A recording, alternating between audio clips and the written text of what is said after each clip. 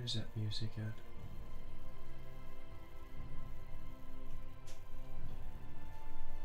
Guess it's not all that important, right?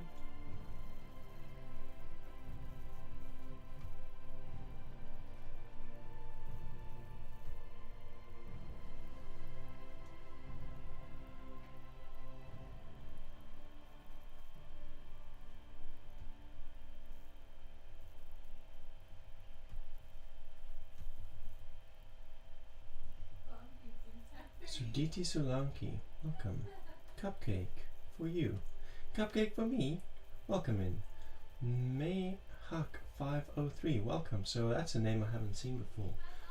Welcome in. Welcome in, guys. So the way the queue works is you just let me know that you want a reading and I just do one for you. And yeah, that's that. You can get deeper readings like 6 cards and so on and so forth if you're prepared to send that $9 priority tip. Okay, cool. So Cupcake for you is in the tree. Is in the tree. You're in the tree. Zara invited me. She's my friend. Thank you so much. Thank you for joining me. And yeah, Zara is fantastic. Love her. She's become a friend of mine as well. Of course I can do reading for you. We're starting with Cupcake for you. Of course, Cupcake. Go ahead and ask your question whenever you're ready. I'm going to put your cards down on the table so long. Cards, please, but Mr. Subin. Of course. So that's 3 people in the queue so far. I'd like to know what's next with KH, please, if there's a future. Okay, let's see. Let's see what we can find in the cards about your future with KH. 10 of Discs. So the 10 of Discs tells me that there's been, a lot of abundance in this relationship so far. Like you've invested of your time and energy into it, and it's come full circle.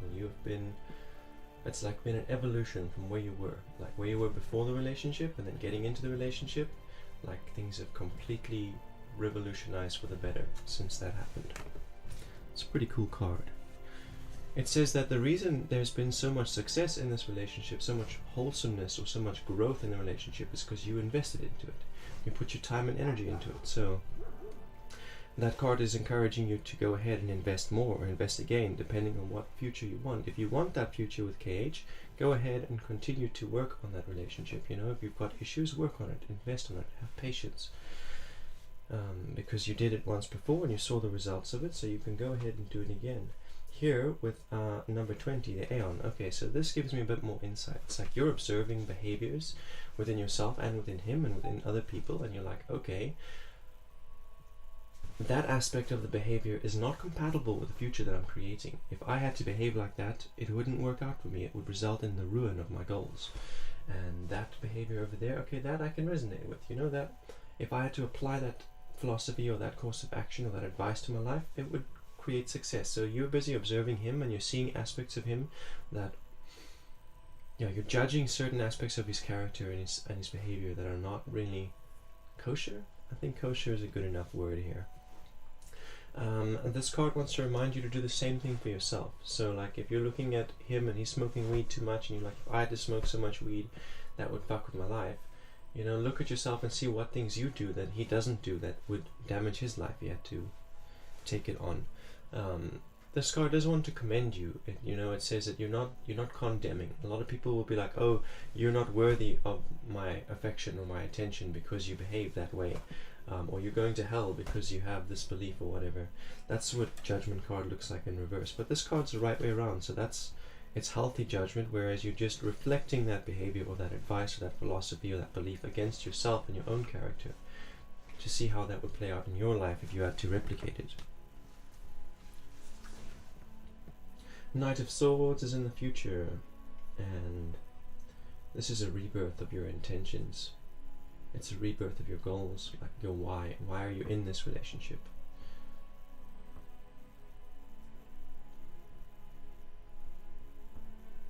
And you had all kinds of ideas in your head when you got into the relationship. You had ideas on what you're going to create, what you're going to do, what it's going to look like in a couple years or a couple months, and none of that's relevant anymore. Like those ideas, you've let go of them. They're not present in your reality. You've come up with new stuff and new ideas, and you've changed. You've changed a lot. So it wants you to now reflect on who you were when you went back into when you started the relationship, and ask yourself, are those intentions, those desires, those goals still compatible? What can I change? What can I do differently? Is this relationship still compatible with my goals at present? Ask yourself those questions. Is there a future? You have to create it one way or another, whether you're going to stay or you're going to leave. It's still your future, you know. You've got to create it. You've got to invest into it. Whether you're investing into yourself and your businesses, or you're investing into your relationship and your businesses, whatever kind of future you want to create, you have to define it with your actions today. Just like the oracle of the day is, if the ideas and thoughts that you're entertaining become your words, which then become your actions, which then start to change your reality until it conforms with what you've been visualizing and imagining in your mind. So yeah, that's what the cards are saying to you here, is like re-examine, because like you're not the same person you used to be. Observe the behaviors around you, yourself and others, and then you've got to decide for yourself if you're taking this relationship further or if you're investing somewhere else. And then the other thing it had to say was that there was value. You've already gathered value out of this relationship, so there is more for you there if you want it and you want to invest into it. Welcome in all of you, everyone who has joined us. Marwa, Sukmani, welcome in guys. Ishika, thanks for joining me today. You want to know about general love. You want to know about what Ahmad feels. So what Ahmad is feeling, Ahmad, that's his business, it's not your business, it's not my business, so we'll leave him with his feelings. But yeah, you guys are in the queue, so we'll get there. Cupcake, I hope that gives you some clarity. I hope that it lets you see the situation from a new perspective, a perspective that helps you with your decision making and whatever it is that you're dealing with at the present. So Mika wants the next reading. Mika gets the next reading. Welcome in, Payush. Payush, is it Payush or Payash? Because I'm not sure at this point.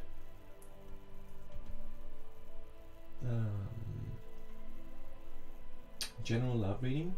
Okay, no problem. Following the general love reading, we're going to be doing a general life reading for Mr. Subin. So that's the cue. We got Mika, and then we got Mr. Subin, and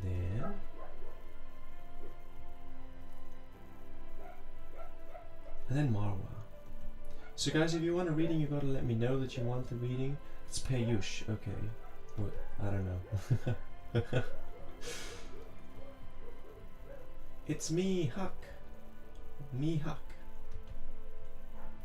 Deepikogram. Welcome in.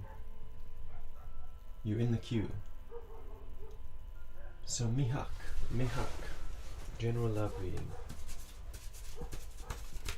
Mihak.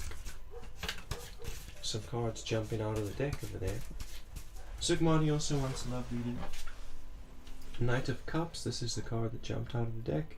So this card talks about learning new ways to interact with your emotions. Like in the past, you feel angry, you do something spiteful, you feel afraid, you run away, or you push people away, you mistrust. But then, realizing that that's not really beneficial to your dreams, it's not really beneficial to your relationships.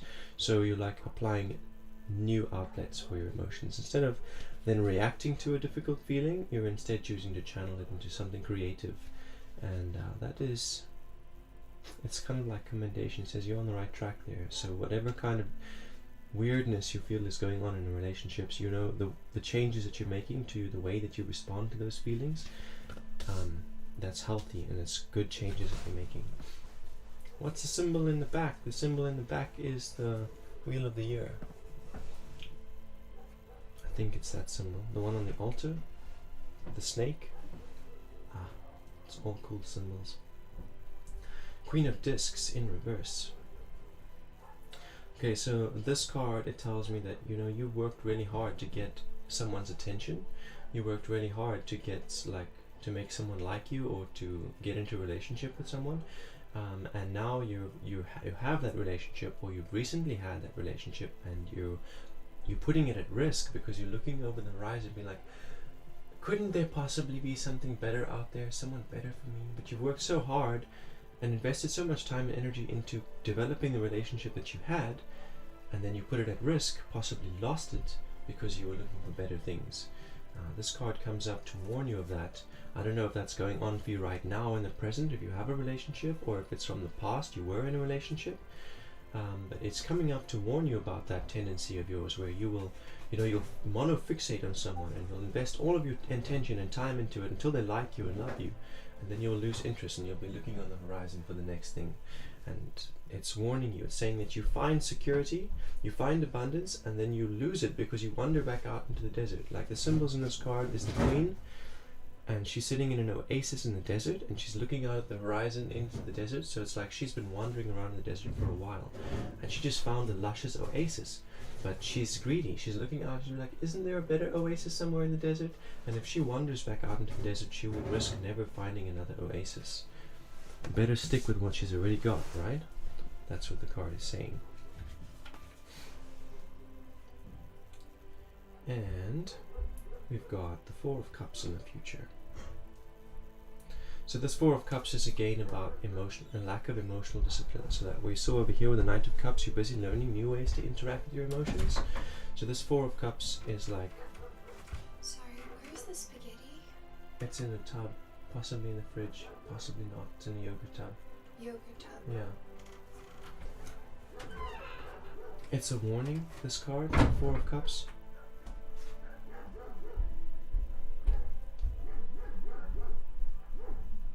So it says to you that this work that you're doing on rebirthing your emotional experience, learning healthier ways to channel and express your emotions, there are certain habits like,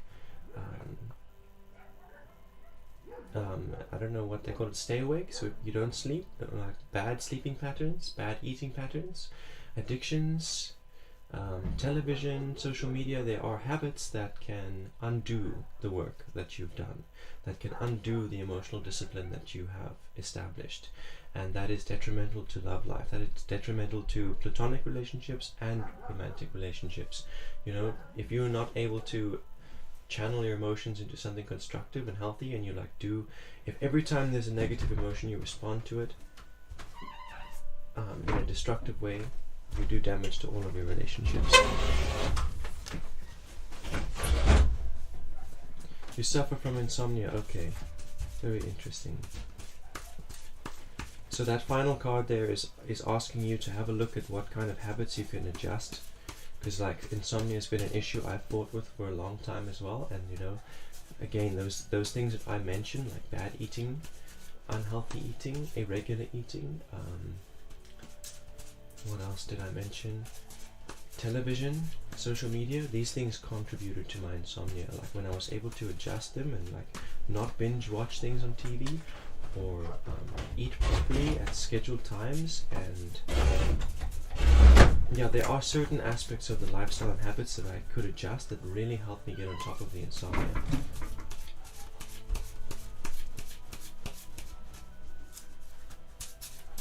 Overthinking too, says Sukhmani. For the overthinking, Anapana meditation can really help with that. That's just focusing on your breath. Now, my mind wanders, your mind will wander too when you try and focus on your breath, your natural breathing in and out. The mind will wander, but as soon as you catch it wandering, bring it right back. And, with enough practice, you'll be able to maintain your focus there. And I find if I'm laying down and I'm focusing on my breath, 5-10 minutes, next thing, that's the last thing I remember, I'm asleep. So I hope that, things can turn around for you. Welcome in. I saw someone I know come into the chat. Welcome in, Sanj and Hugolina. There was someone else here who was promoting. Sharmila, there it is. Sharmila, welcome in. And I'm good. And how are you doing? Suditi says, can you just tell me when I can meet my future spouse? Please everyone like and share the video. Please do. So much appreciation. It will help out a load if you guys do that. Every like makes a big difference. Every time you like the video gets recommended to other people. So it's like basically a like lets YouTube know that there's value in this and that other people might appreciate it. Okay, so having a look, we had Suditi join the queue, and then we had Sanj join in and say, how you doing? What good news is coming towards me soon? Thank you. Fantastic, I can do that for you. Depicogram says shamanic breathing even better. It's like releasing DMT. So no, just no. Anapana is what you need for insomnia. Maybe shamanic breathing can help you with a whole bunch of other things, but if you want to sleep, Anapana. I'm doing good, thank you, Hugolina. I hope you are as well. I like it before even watching, says Sukmani, and thank you, Marwa. Thank you for liking. May I have a reading as well? Of course, Pallavi, we can put you in the queue.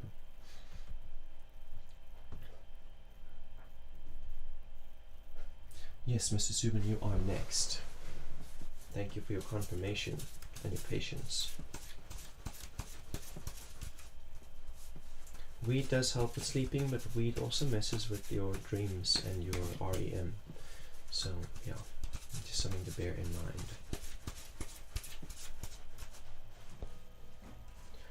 Rapid eye movement sleep is where you actually get your most restful period of sleep, and you know, weed prevents that. Cannabis prevents that. Not cannabis at large, THC specifically prevents REM sleep. It prevents you from reaching that stage of sleep. That's also where you dream during REM.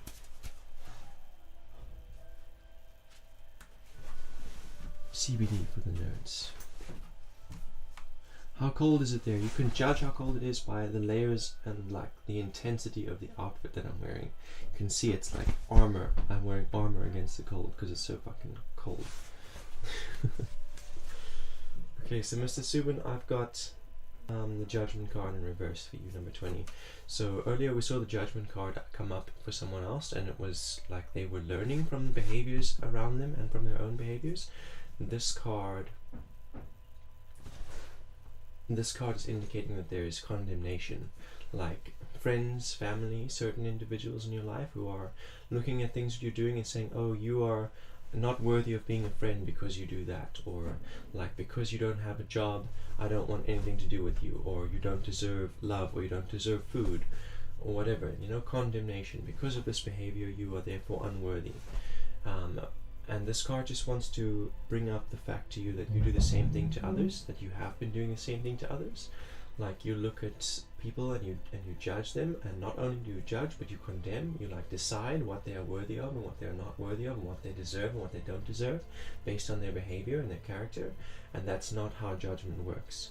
If you're doing that to other people are going to do that to you. The way judgment works is you look, you see, okay, I see that behavior, I see that character, I know it's not going to work for me if I apply it in my life. So the judgment is for you. You don't condemn them or decide anything about them based on their behaviors. You decide things for yourself. And yeah, that's just coming up to point out to you that what you are receiving, you've done to others.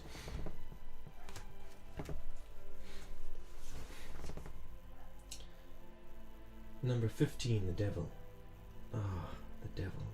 A good friend of mine. So this card just talks about adversity. It's like relationships again. We saw there with relationships, people in your life, like friends, family, who are condemning you.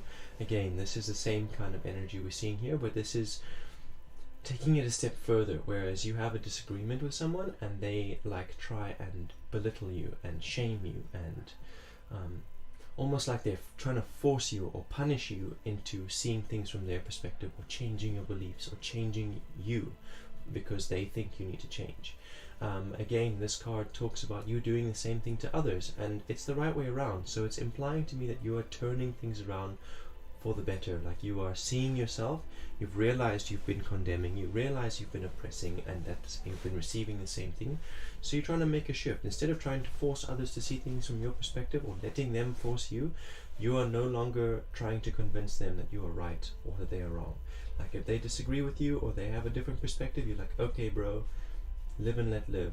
You can have your perspective, I'll have mine. I'll smile and wave. Smile and wave. And that, I'm glad to see that. It's great to see that. In this card, we've got two spheres, two realities. In one reality, there's a man with horns, and he's like pushing everyone around him down. And in the other reality, everyone is just moving in his own direction. There's loads of people, but no one is even noticing anyone else in the space. So those are the two different types of devil. Like when there's disagreements, everyone starts arguing and trying to force their opinion on everyone else. Or people are just like, okay, well, you disagree, we just agree to disagree, and we move on in our own direction. So that's where you want to be, in the second sphere, where everyone just does their own thing. The Two of Cups in the future. So this Two of Cups is saying what's opening up for you. You know, you want abundance, you want emotional fulfillment, you want progress, you want growth. You're going to have to start validating yourself. So if you do well today, then you validate yourself. You say, I did well today. That was the right course of action. Don't let anybody else tell you that you didn't do well, or that you don't wait for someone else to come and tell you you did well or you didn't do well. You can see it for yourself. Giving yourself the recognition and validating yourself. That's what this card is saying. That's the key to unlock your future of growth and abundance and progress. It's to give it to yourself. Give yourself that growth and progress through recognition and validation instead of looking for it in the outside world. Please drink some tea. I don't have any tea. What country am I in? I'm in the Republic of South Africa. Welcome back, Seema. Good to see you. You saw it? What did you see? Let's have a look. Oh, you saw the outfit, y'all. I don't. Yeah, the tea needs to be made. I haven't made any tea. And so where are we at with this cue? Let's have a look. The devil is my friend. Yeah, for sure. I just mean that like that energy of the devil card has been in my space in the last couple of days, big time. Big time. Like lots of disagreements coming from people who are close, lots of disregard, lots of disrespect, and yeah. That's what I mean when I say a good friend of mine. I just mean I've been facing it, been facing that energy.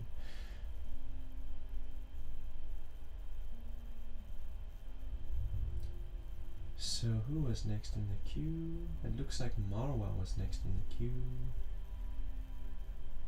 Okay, so the queue goes Marwa, and then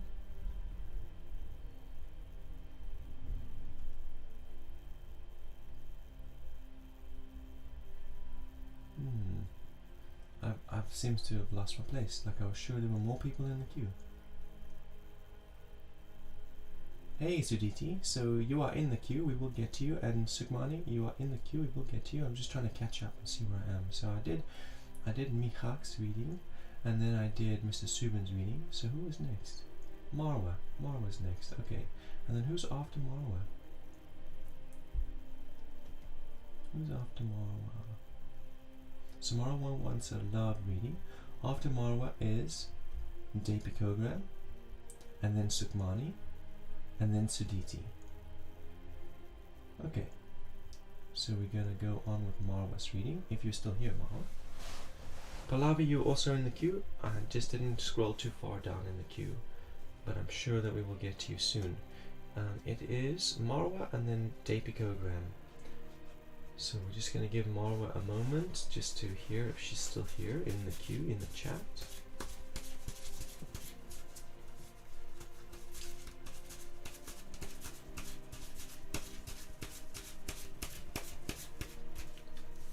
Bippity boppity boop. Are you here? Are you here?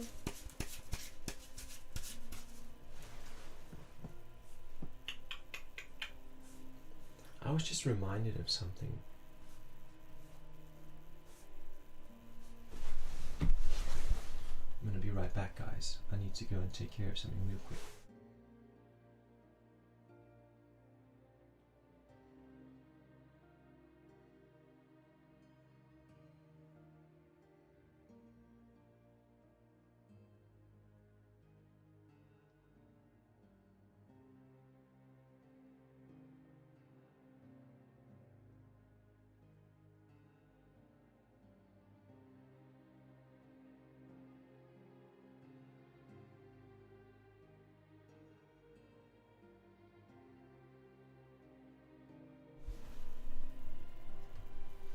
Okay, I'm back. Thanks for sticking around. So,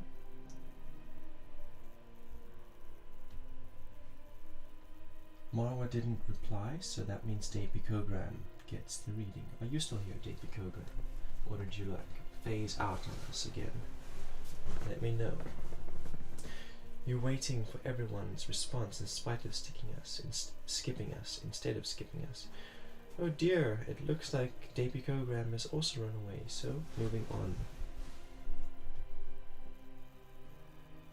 In that case, it's Sukhmani.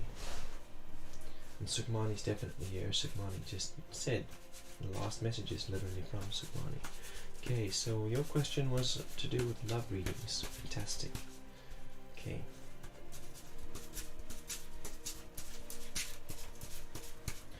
Love readings for Sukhmani.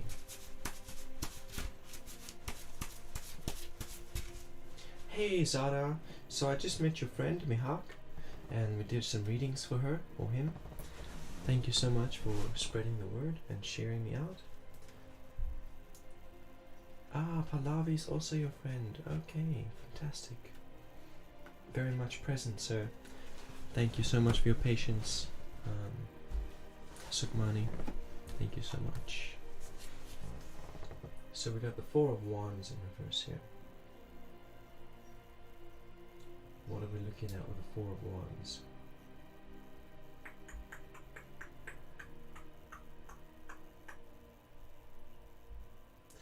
This is like passions and intentions and desires, a lack of discipline. 4 is a lack of rule, so not being able to rule your passions or your desires. What does that look like? It looks like allowing your lusts and desires to get the better of you, to cause you to put yourself in situations that are not in your interest, to drive you into relationships that are not necessarily healthy. What I feel from this card is going for the bad guy, the naughty bad guy who doesn't have he's not exactly the healthiest guy, he doesn't exactly have his life together, and friend zoning the guy who does have his life together, the good guy. It's like going for the bad guy and friend zoning the good guy because the bad guy is sexy and the good guy's not. That's the kind of energy I'm getting from this card here. And it's showing up in the position of the past, so it's not talking about your present, it's warning you. It's just saying, hey look, this has been a behavior of yours in the past. Don't let it sabotage you again. Don't let it keep repeating itself. Don't go in circles, basically. Acknowledge when you see this come up again the next time you feel tempted to go for the bad guy and friend zone the good guy, don't do it, because then you're going to go back around in the same circle.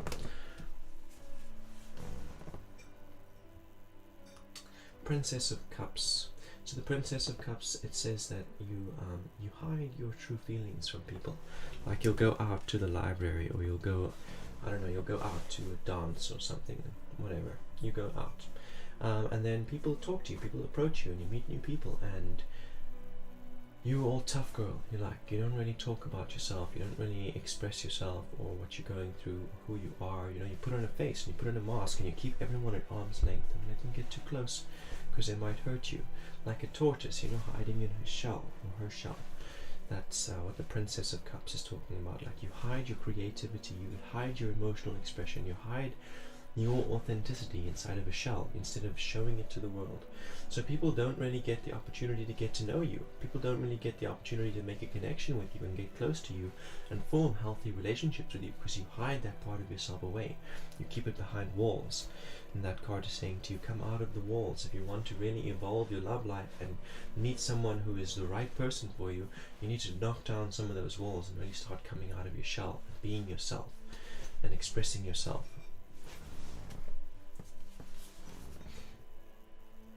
Three of Discs is your future card.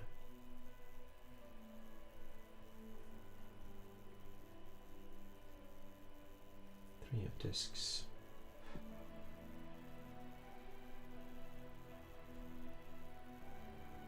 This card is about awareness.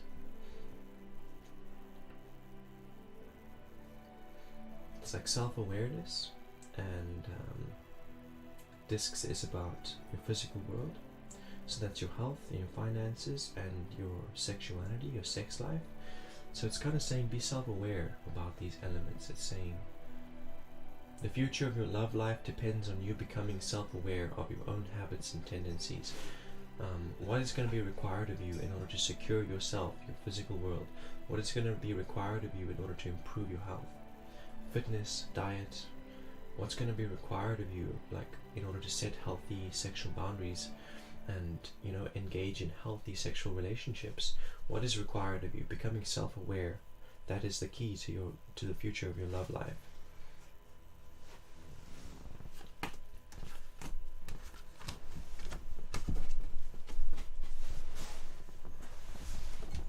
We got 10 likes so far on our YouTube video. Thank you guys.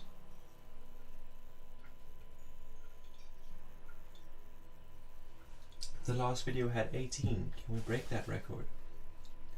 Can we push it beyond 18? Maybe. My video with the most likes has 25 likes. Let's push it up. Let's see if we can get to like 100 likes. That'll be a real milestone for my channel. It'll be a real breakthrough.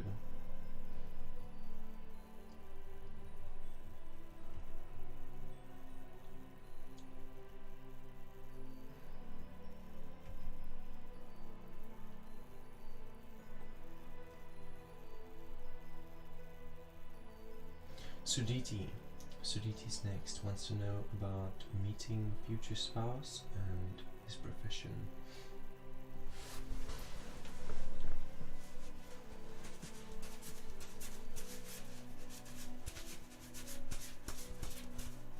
So Suditi, are you still here? Because it's you next. You wanted to know about your future spouse. So I'm not going to read about your future spouse, but I will go ahead and give you a reading regardless.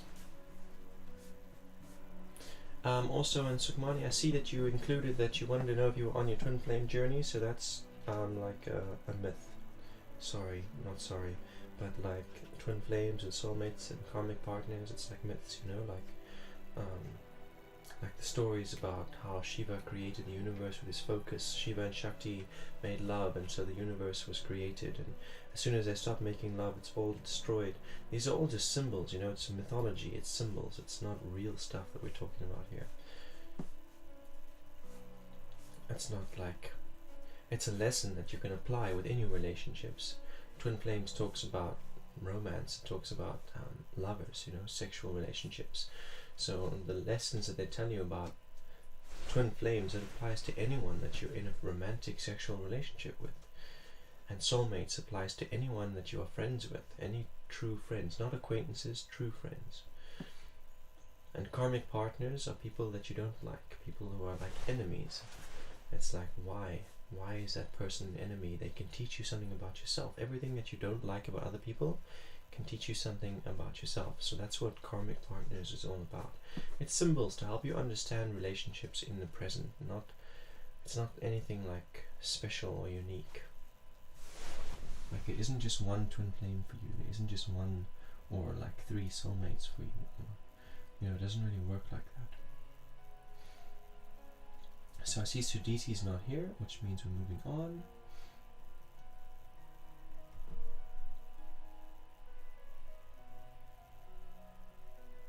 Yeah, I was just saying, Pallavi, that's mythology, you know, it's not real stuff, it's stories, you know, like the Bible, and like mythology, it's stories.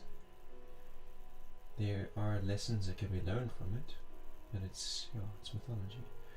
Where are we? If we were moving on from Suditi, we're moving on to Sanj. S-A-N-G. Want to know about news of what's on the horizon. And then, who's off to Sanj?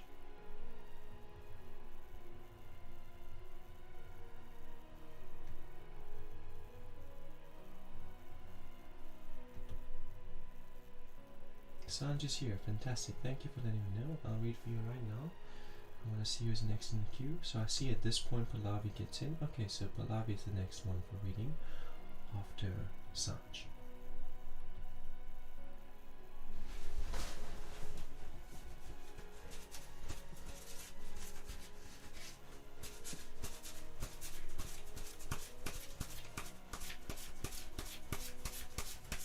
Okay, so for Sanj, I wanted to know about any news, what's coming up, what does Sanj need to be aware of, that sort of thing, what opportunities lie ahead that can be seized, all that stuff, all that good stuff.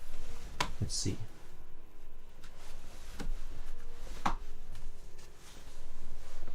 The Fool is in the position of the past. This is where you've come from. It's like saying you recently just took a leap of faith into a new journey, like started something new that you know nothing about. Like, say you picked up a guitar for the first time in your life and you decided you're going to start learning about guitar. That's an example. Maybe it is what's going on for you, but it's probably to do with something else. It's just an example of you taking a leap of faith into something new that you've never tried out before. And this card, they are like rings around the Fool, and each ring has a different symbol on it. Like the first symbol has a worm, and then the second symbol has like grapes, and then the third ring has a butterfly, and then the fourth ring has a dove. So it's like talking about transformation, like the symbol of the caterpillar, and then the butterfly. It's like transformation. Whatever this new journey is that you've started out on, it's going to completely revolutionize and transform you. Now, we don't really know what that transformation looks like, so that brings with it anxieties, fears, uncertainties, and that's normal. And you're going to just keep on moving forward regardless of those fears and anxieties. Just push forward. And the transformation happens. And then the grapes is a symbol of the harvest, like reaping the harvest. So you plant a crop, you reap the harvest. Make investments, you see returns. And that kind of thing. You're working towards transformation, you will accomplish transformation. And the dove, that's your spirit flying free, and the spirit is a symbol of purpose. And purpose is when you are accomplishing your desires, your heart's desires. When you're applying your will to accomplish your desires, you are within purpose. So it's saying, like, in the long term, what you are starting out now, what you are doing, these leaps of faith that you're taking, it's towards your purpose. It's setting you in motion towards your purpose. So really cool stuff there. And saying it will all come full circle round to you. The transformation will happen slowly, in circles, like a spiral. Starting at a single point and then moving outwards, constantly moving outwards, growing. Nine of Discs is in reverse in the present. So the Nine of Discs in reverse, it's like a lack of responsibility. Like when you look back on yourself and you're like, okay, where did I go wrong? Where did I do well? But they're not taking responsibility and being like, no, it was because they shut off the electricity on that day that I wasn't able to succeed, or it was because of COVID that I wasn't able to succeed, or it was because that person was mean to me that I had a bad day. You know, like putting the blame of your failures onto the environment and onto other people. So this is what's going on for you in the present, unfortunately, Sanj. So it's saying to you that like you're experiencing loss, or things are not going your way, and you're reflecting on it and you're putting the blame or the responsibility outside of yourself, instead of looking at yourself and saying, what could I have done differently? So sure, there are always unforeseen events, there are always unexpected people and circumstances and mean people and rude people and saboteurs and devils that come into our life and like try and bring ruin, but you know, we are the only ones who give them authority. We are the ones who give them authority to do damage to our lives. So we've got to be able to see our own part to play. We can't just put the blame on external variables.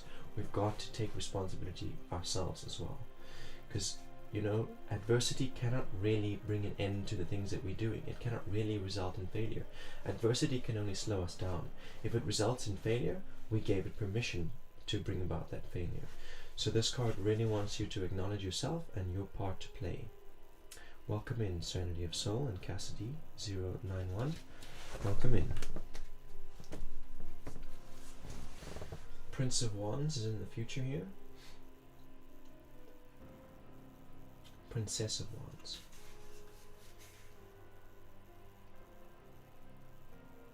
So the Princess of Wands, it talks about working with someone else. Working with someone else to overcome your fears and tap into intuition.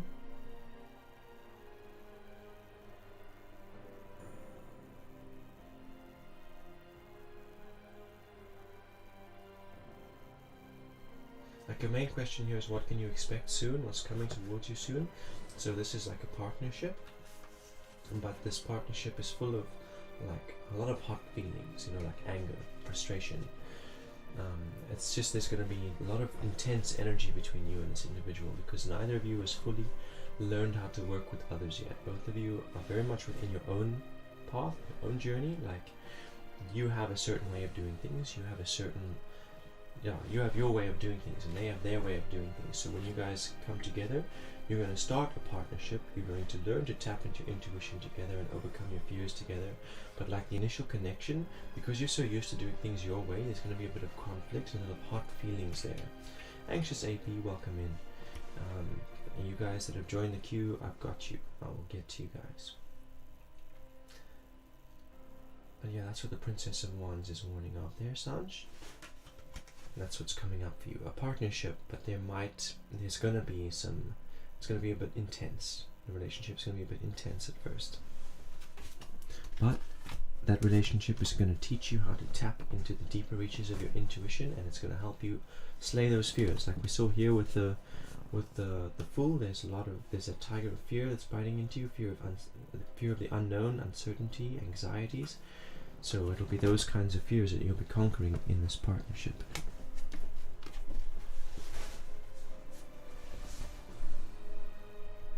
Pallavi is next. Pallavi wants a reading. So Pallavi, you can go ahead and give me a question, ask a question, and I'll read for you. Otherwise I can do general advice. What's coming next in love for you? Okay, that's your question. Got you. Thank you so much appreciated, and much appreciation to you as well for your likes and for the subscribe. Hope to see you soon. So we got Pallavi next, and then we've got... Thank you for confirming that you are still here, and thank you for updating the queue, Zara, for typing it in text so everyone can see on screen who's next.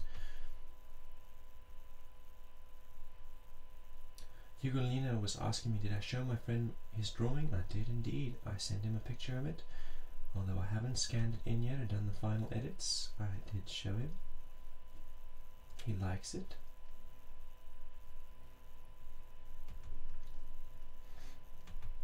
Okay, so who's after Pallavi?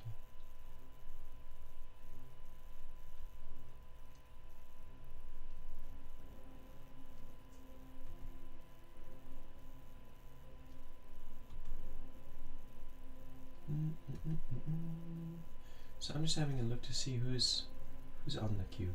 So it looks like after Pallavi is Serenity of Soul, and then after Serenity is Cassidy, and after Cassidy is Anxious AP. Okay, so Pallavi, you wanted to know about what's coming towards you in love? No problem.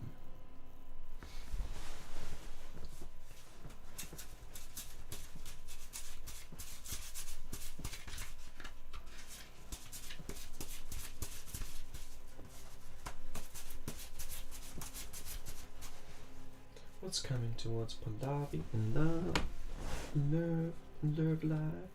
love life. Let's see.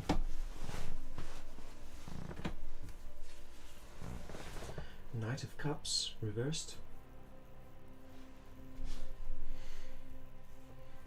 Connecting to your energies now, Pallavi. Knight of Cups.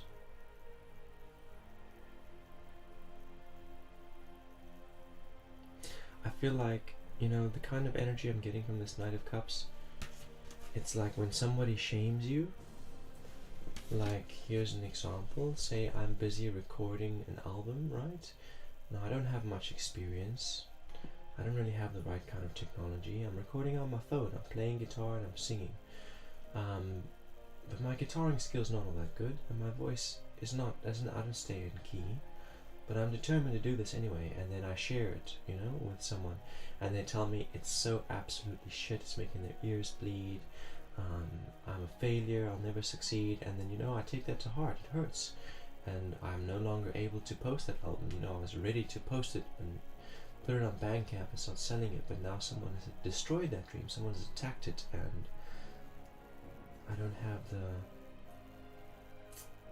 You know, I don't have the capacity to continue. That's the kind of energy I'm getting from this Knight of Cups. Like you've been trying to develop in your creative expression, trying to tap into some kind of creative expression, and then someone coming along and shitting all over it. And like the Knight card is about death, so it's like the death of a creative project, the death of something you had been trying to develop. This is in the past here.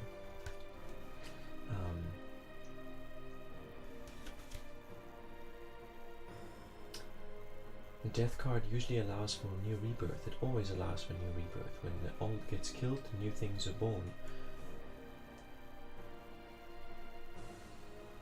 So I'm kind of feeling like you, even though you felt completely dismayed about whatever that expression was, whatever it was that you were doing that got like killed by someone else's negativity, you still began expressing your creativity in other ways, even though you might not have recognized it as creative expression. Like maybe you've tried, like maybe your cooking has completely revolutionized. So even though they killed that thing you were working on, like whether it was an album or it was art or whatever it was you were doing, dance, your creativity was reborn in some other way, even though you didn't necessarily see it as creativity. Whether that was in your business, you're applying creative thought to your business, or if it was in your cooking, or whatever it was, it had a new expression. So, yeah, that's what I'm getting from this Knight of Cups. It's saying that even though certain aspects of your creativity have been suppressed by other people, your creativity is still expressing itself and still benefiting you and people, even though they or you are not necessarily aware of it or didn't recognize that that was creative energy, that it was. Like most people don't really realize that cooking is a highly creative activity. Queen of Discs is here in the present. Queen of Discs says that you're currently in a relationship, or you're in a relationship, and you're also in you're like a certain level of health. Like you've established a fitness routine. If you do some kind of exercise or Pilates or yoga or something, you've established that in your life, and you've hard won a relationship. It feels like a platonic relationship. It feels like it's like a roommate kind of energy that I'm getting, like someone who lives with you or very nearby, a neighbor. Not necessarily someone you're in a romantic relationship with, but someone you have like hard won a strong relationship with. You have been through traumas together. You guys have worked on projects together, you guys have done things together, and so you've like hard won this relationship. It's like been, you're at that point where you can finally relax and rest, or you're planning for new things, new big things, new projects. The Queen is also number 11, so that's a number of expansion. It's like some new things in motion. But being in a better position to succeed this time, being in a position to do even better than you've ever done before, because you have all that knowledge and experience and friendships, partnerships from the past to back you up.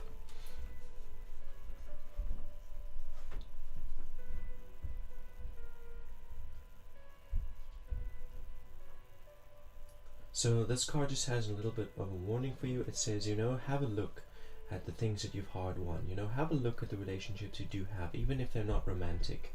Have a look at the strong relationships you have. Look at the level of security you've achieved in your lifestyle, in your world around you. Like you have enough to eat, you have a roof over your head, you have good friends, and you have people who love and support you. This card is just saying to you, be grateful for what you have around you, and spend less time looking at the horizon. Spend more time looking at what's right here, less time looking at what's around the curve in the road, because you can't see that. You can only see what's here now.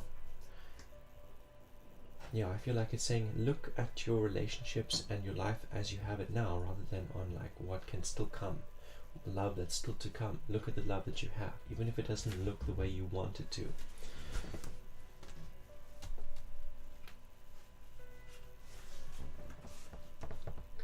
Seven of Cups here as your future interval.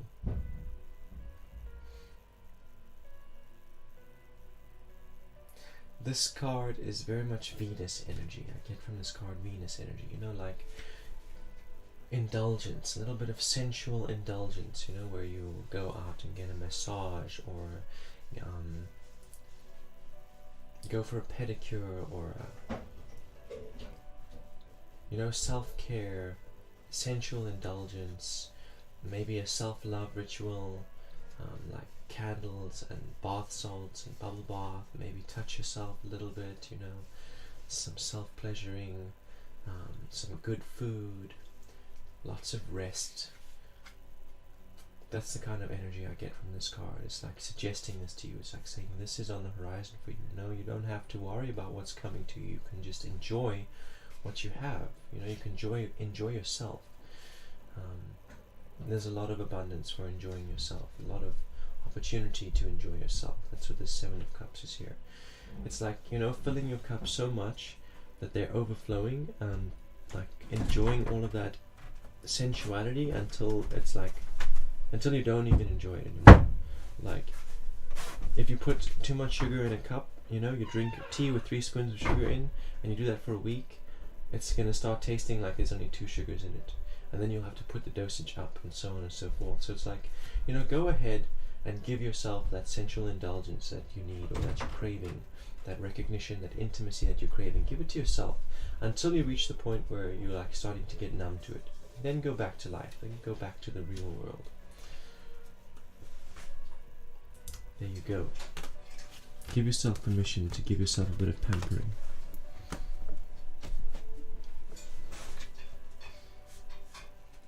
So I'm not seeing anything about anyone coming into your life.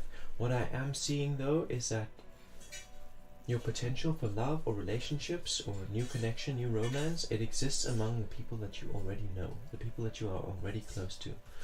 Like the potential for romance is there with the people that you already know, even if you don't feel like it could be that way, even if they are like friends, the potential is there. It's not coming from a new person or a new thing. It's there. And you also got to give yourself attention.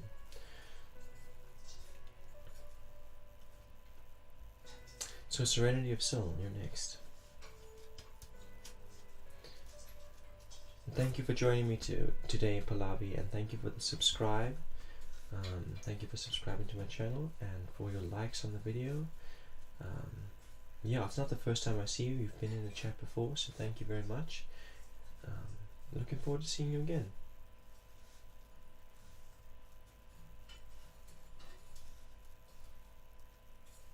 You like someone, but it's platonic. Platonic for now.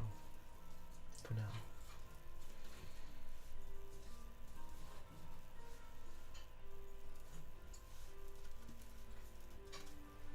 Serenity of Soul, Cassidy, Anxious AP, are you guys here? Ready for your readings?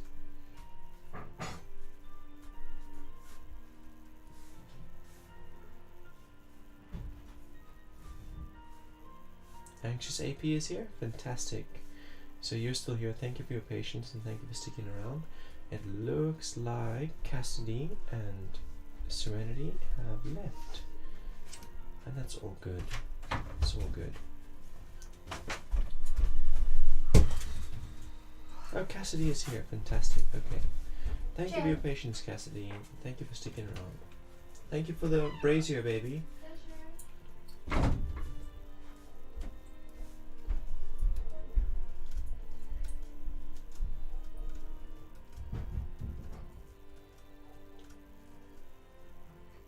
Okay, reading for Cassidy. Serenity's not here.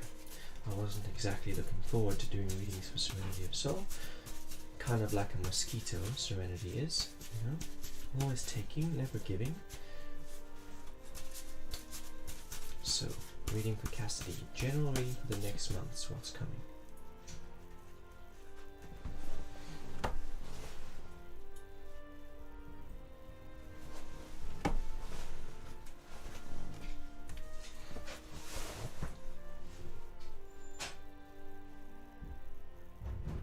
Two of Wands. Two of Wands. So this card is talking about last month and this month up until the present. It's saying that you were presented with an opportunity. Opportunities to follow things that you desire from life and for yourself. things that you're passionate about. This required a very driven energy. It requires a very masculine, get up and do it, discipline, structure energy. But you showed up to the table, you know, you were given like a seed and you planted it and you showed up for that seed. You've been showing up for it, watering it, nourishing it, making sure it's growing, that it's healthy. So this card just wants to recognize you in that and say to you what, you know, you're showing up for this opportunity, you've had an opportunity, you're showing up for your passions and your dreams and your desires. You're going to see the results of it. As long as you are watering that seed, eventually it's going to be a tree that provides a harvest for you. Davey Kogram, where the fuck have you been, bro? You disappeared and now you're back.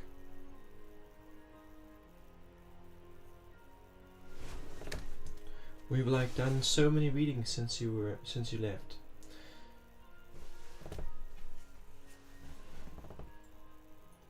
Number 18, the Moon card.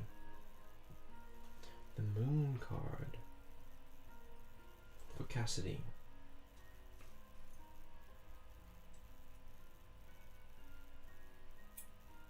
This is like realization is what's going on for you in the present. It may seem as if you've encountered an obstacle, like something that's impossible to pass, like obstacles, like a shut door, closed, locked door. But then the realization is that you actually have the key to that door. The universe has been giving you lessons throughout your life, been bringing things into your life. Like you did a little course here, you met a person there, you did research over there. You know, like the little things in your life have all added up to give you the tools that you need right now in the present to overcome this obstacle, to unlock this door that's in front of you. Like you're realizing that and you're applying the knowledge, you're applying the experience in order to make the breakthrough, shattering the illusions, the feelings of doubt, uncertainty, realizing that that's all illusionary. You're breaking it down, breaking the fears, breaking through it.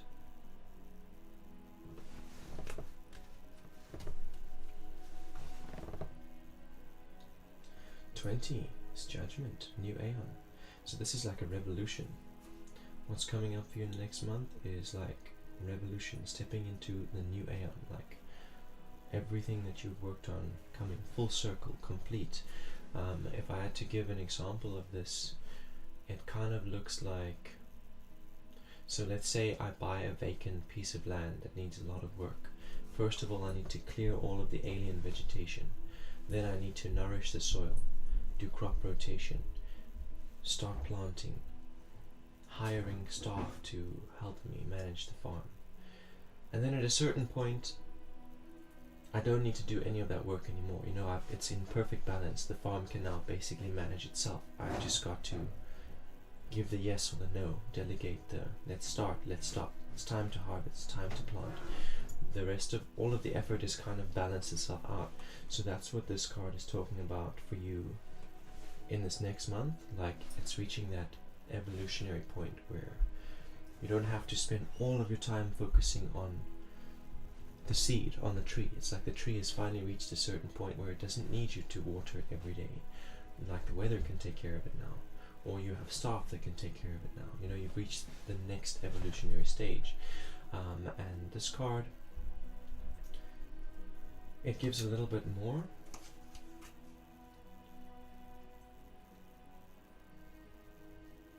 It encourages you to observe the whole process, like everything that you've been through to get where you are. Observe the people that you've encountered along the way. Observe your own character and how you've impacted people. And the point of that is just to judge yourself. Like you want to, like, grace comes after judgment. So you judge yourself, you see where did you go wrong, where did you do well. You want to avoid recreating your failures, and you want to encourage the recreation of your successes. So you judge every step you take, you judge it. Like I take one step, I look at it, okay, did I take a good step? The next one can be more precise. That's like judgment and grace. Checking myself, taking responsibility, and then moving with grace and precision, and each step moving with greater grace, becoming progressively more graceful because I'm judging every step that I've taken.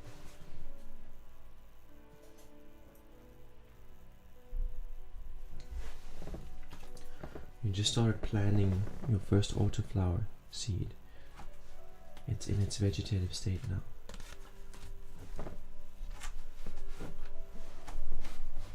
Gonna harvest some fresh bud late summer.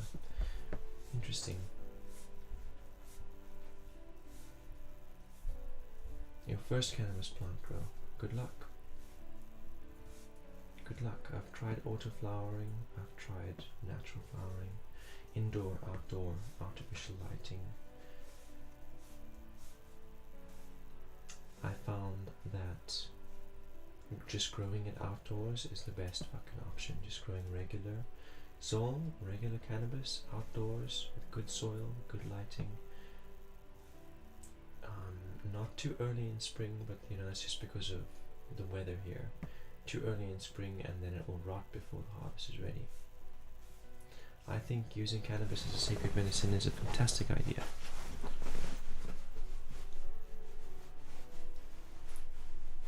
Queen of Discs, welcome in. How am I doing? I'm doing good. How about you? Of course you can join the queue. So next in the queue we had Anxious AP.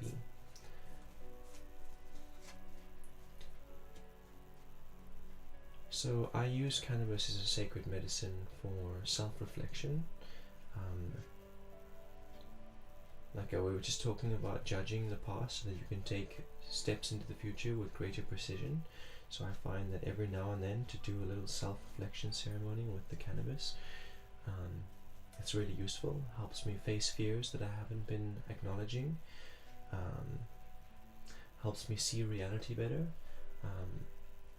Helps me see the lines between what is real and what is fantasy. It doesn't really, it blurs the lines, but when I come out of it, you know, it helps me see where I have been indulging fantasy and where I haven't.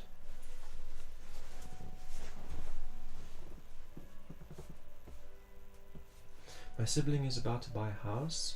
I'd like to know how that is going to work on the long run, if possible. If not a question you feel comfortable with, then I'd like to know if I'm moving out in the next year. So I can totally read for that question, Anxious AP. Then it shouldn't be looked upon as recreational anymore. Some people judge the plant. Yeah, it shouldn't be looked on as recreational. It's medicine. It really is medicine of all different types. You know, it can be sleeping medicine depending on the strain that you're using. It can be self-acknowledging. It can be all sorts of different things. It can do all kinds of different things depending on how it's grown. But yeah, I find that the strongest weed I've ever grown is just when I do it naturally. If I do it indoors, the plant is weak. Like a weak plant, like there's lots of casualty. A lot of the plants die or there's damage. I struggle to get them all through to harvest. Low quality. The like potency of the bud is fine, but like the casualties, the survival rate of the seeds that I plant is not very good. When I plant autoflower, I find that it's not very potent. Like I'll be high, like a high, but only for a few minutes, and then I feel like I need to smoke again. The best quality bud I get is by just growing it naturally outdoors. And if I plant too early in spring, then the buds just grow too early. They like flesh out too early, and they end up gathering too much moisture in summer because there's lots of rain in summer. They get too much moisture and they start to rot and get mildew. So yeah, planting later on in the year. Smaller plants, but at least they don't rot. At least they can reach good maturity before harvesting them. Okay, so reading for Anxious AP.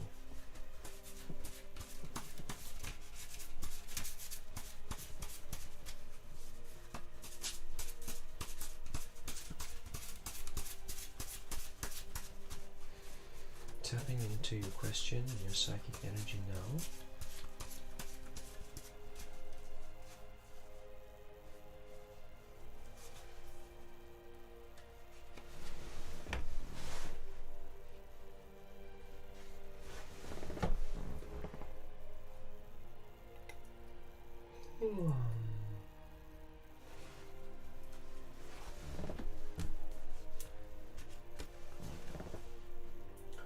Four of Wands. So this says to me that this has been a goal and a desire and a passion of your sibling for a long time, and they have been, you know, everything that they've been doing, like every day they get up and go to work, and they put the work in, they do it, and they are disciplined, and they have a good balance between how much time they spend working and how much time they spend resting. They don't burn themselves out, and all of this is in the interest of creating this future of security and having this house. And you know, they're filling their dreams, they're fulfilling their dreams. This is what's going on here. It's a powerful manifestation that your sibling has been working on. Knight of Discs is in the present. So the Knight of Discs is that they are no longer feeling authentic. They no longer feel like where they are is authentic to them. Like it served for a while to be where they are, to live where they have been living. Maybe they're renting from family or stranger, or maybe they're living with parents, I don't know. But this kind of says to me that they feel that they've made enough progress now that it's time to venture out. You know, it's time to make a rebirth in their physical world and move into their own house. Because living the way they have been living, it served, but right now it's no longer authentic to who they are. And living and like taking that step towards their vision, towards their dream, and buying a new house and moving in and, you know, starting their own little homestead there, that is what is authentic. You know, that's what's authentic to them, so that's what they need to do.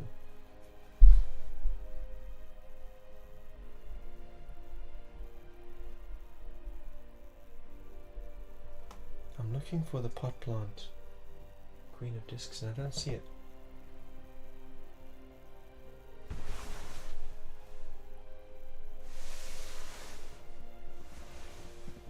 I don't see it, eh?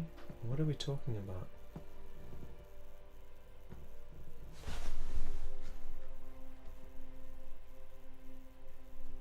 I'm going to turn your last card over now in a second. It's on my desk. This.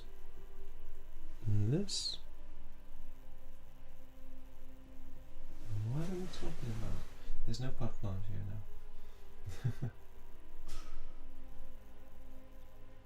Oh, they are candles, yeah. These things are candle holders with candles in them. The brown one. I don't see a brown one.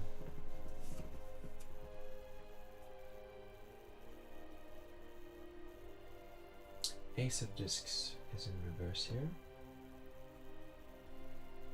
So this is the impact, the long-term results, the long-term effects that you are concerned about, and this is like distance.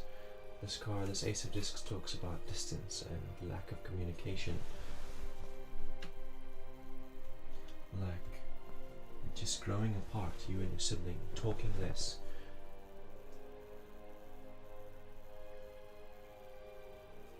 Seeing each other less, just more space. And this happens, you know, when I moved out of the house, at like 18,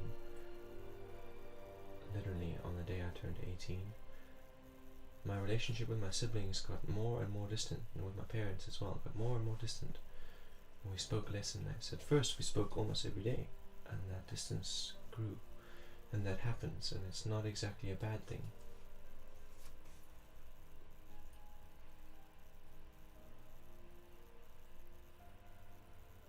So this card says that you're going to have to maintain the connection. Your sibling is not. Your siblings are going to become very much wrapped up in their world when they leave. You're going to have to maintain the connection, and it will be worthwhile maintaining the connection. This card says to you, don't let the distance get to a point where you never speak to your siblings anymore. Keep on moving there, you know? You've already been living apart for years, okay. Well, one way or another, it's still talking about communication and the relationship getting more and more distant, and the card wants you not to let it die. It wants you to make it a part of your habits, a part of your routine, to reach out to her or him, instead of waiting for it to come from their end to you. Because one day, you're going to be all that you have for each other. One day they're going to be the only family you have, and vice versa. Well, if you have children, you have children, but basically it's like one day you guys are going to have to be there for each other, so don't let the communications fall apart. What do I believe was the number one factor that created the distance between me and my siblings? Welcome in, Macabre. Welcome in, Psyches. Good evening to you as well. And Emily, welcome in. That's the first time I've seen your name in here. Thank you for joining. We will be doing a reading for you. Let me see. Let me reflect on that question from Macabre though. What do I believe was the number one factor? The number one factor was my own shame.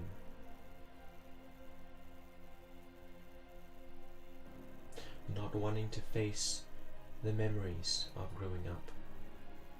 Not wanting to face the ways that I hurt them and that they hurt me. And the ways that I had betrayed them and they had betrayed me because of parental influences. So it was my own shame. That was the primary reason that I didn't stay in contact with them. Though they wanted to be in contact with me, they did try, but there was still distance growing because I wasn't making the effort. And the number one factor was my own shame.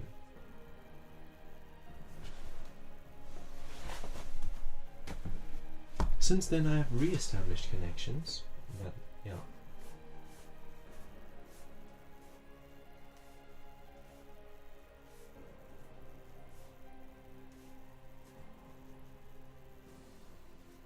Well, what the cards are saying, Anxious AP, is that their decision to go for this house is part of them fulfilling their dreams. So you have to let it happen, you have to let your sibling go ahead and chase their dreams, whether it turns out good or bad for them. You can offer advice, but you can't hold a grudge on them.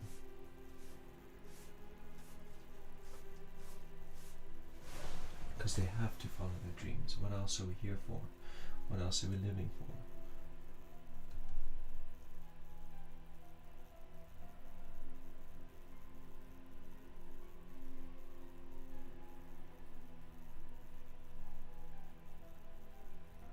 So Seema, I'm trying to see where at what point you joined, because I see you greeted, you said hello, you came in, but you didn't ask me if you could get a reading.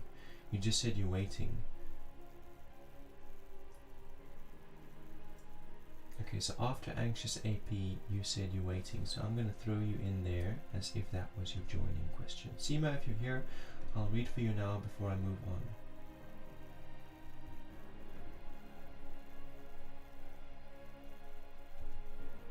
You're not very far away on the list, Queen of Discs. Not very far away. So I'm giving Seema an opportunity to get her reading now, but if Seema is not here, then you're the next one.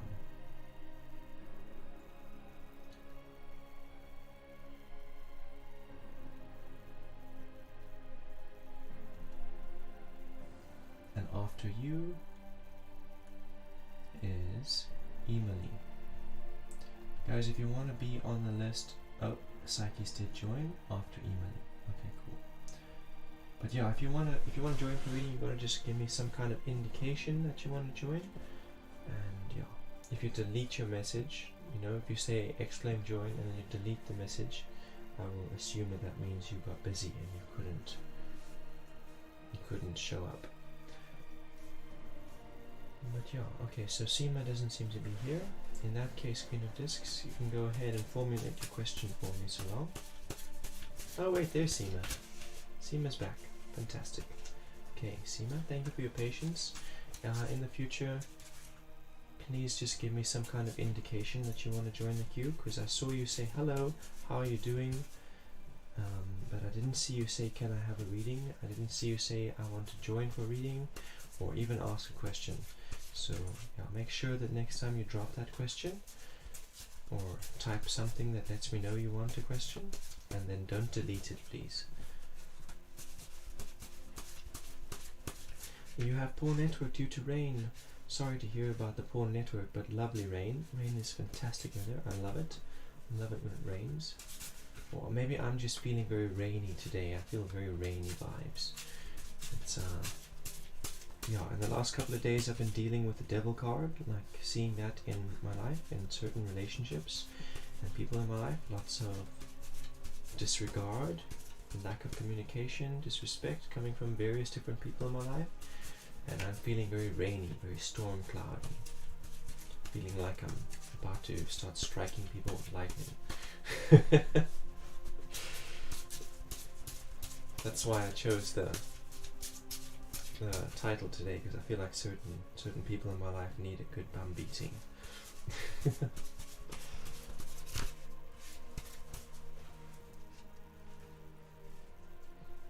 I have no doubt that you were here, Seema.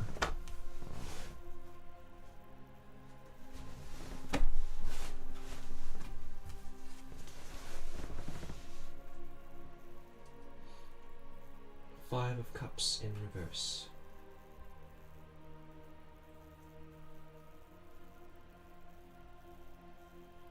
So this Five of Cups, it's very interesting because it reminds me of something I had to deal with today. So today, when I noticed someone had let the pigs into my vegetable garden, and the pigs had absolutely annihilated my entire crop, everything, all of the vegetables that have been growing there, cauliflower, spinach, pumpkins, tomatoes, everything that had been growing there, demolished, absolutely demolished. And I saw that they had let them in there deliberately. It was plainly obvious because they had been locked in there. I immediately wanted to, cause that person great pain and suffering. I wanted to hurt them badly. But I realized that if I have to react to that feeling of frustration and anger, I'm setting myself up for failure. I set myself up for even more damage. Like, there are many things, like starting a feud is a terrible idea. Starting a feud with someone is a terrible idea. So I chose to channel that energy into confronting them and saying this is not okay. Just constructive discipline, constructive discourse, writing it down, talking about it, expressing it, not doing something vengeful or spiteful because of what they had done. So this Five of Cups tells me that you have allowed, you've seen other people do things that get in your way, and then you do something to hurt them, but that simultaneously ends up self-sabotaging you. You end up opening yourself up to get hurt, or have them slander you, take away your financial security. Like, you're working towards your financial security, someone does things that irritate you or get in the way or cause resistances, and then you do something to attack them, and that they use it as fuel. They use it as fuel to burn your financial progress even more. And that's like, I see that what was done here, it's like taunting me. It's like saying, come on, do something back so that I can hurt you further. So, if I retaliate to this act of sabotage, I will just give them more fuel and more reason to do more spiteful things.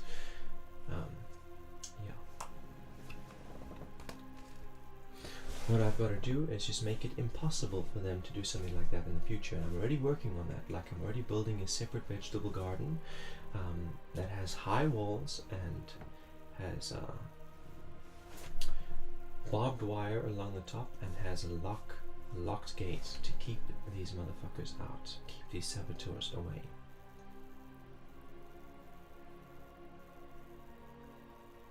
Yes, that's literally why my mood looks like a sword went through my heart, because I literally feel like a sword went through my heart.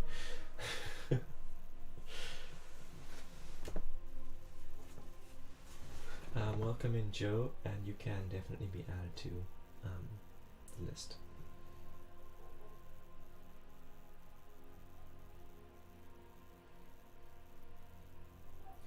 Four of Wands in reverse here.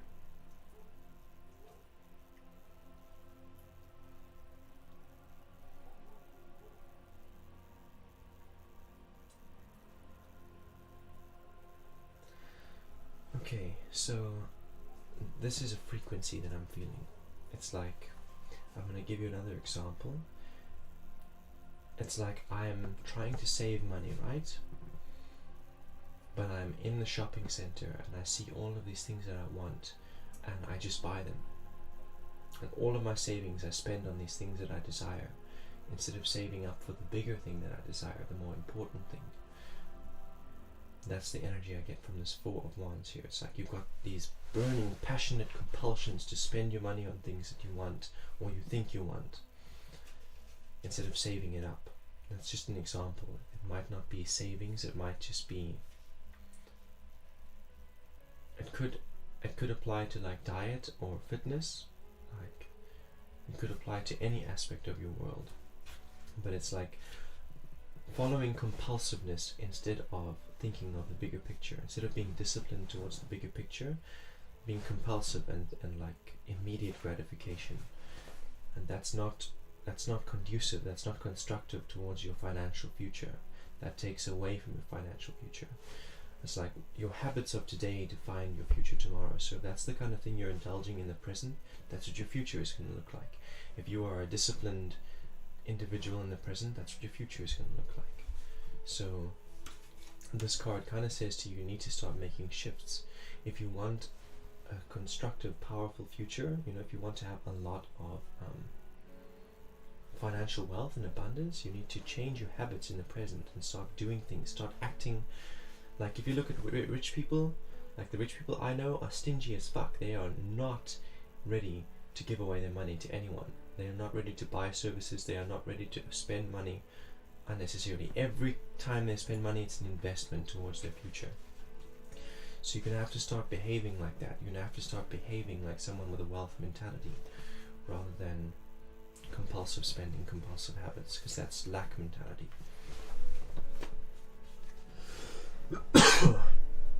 Welcome in, medical students. Welcome in.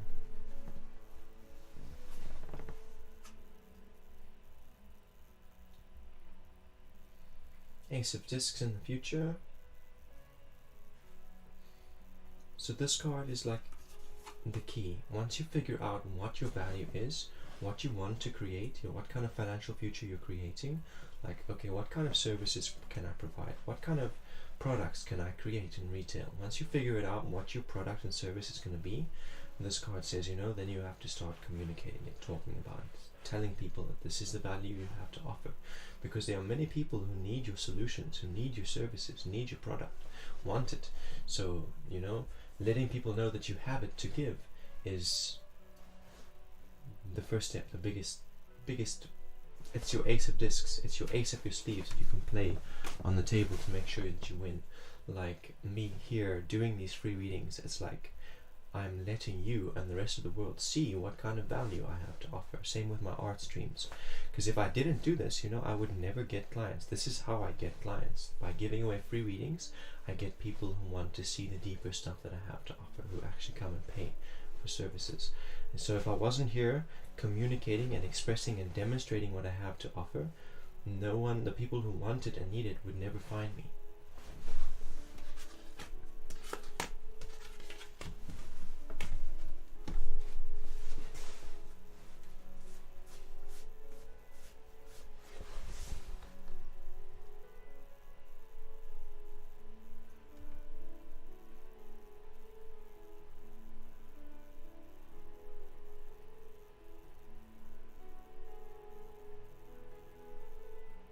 So Queen of Discs, you are next.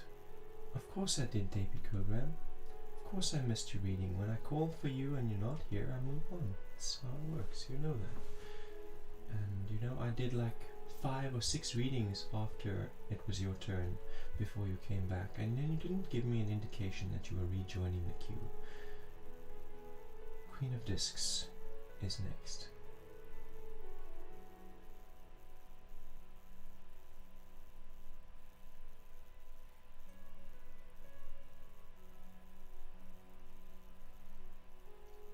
So did you formulate the question, or do you just want generalized readings?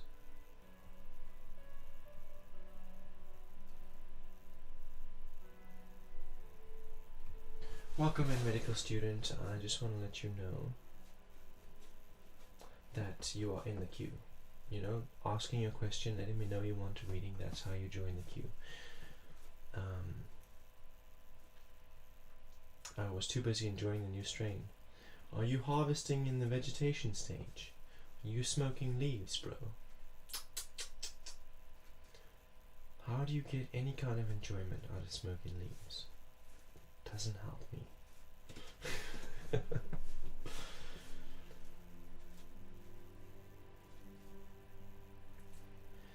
You would like a reading on the person you're trying to connect with, and if they are ready to connect with you again. Sure.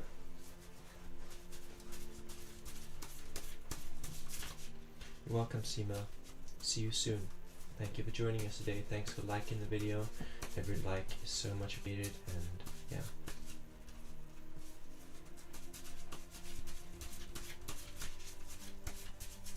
Thank you for your feedback.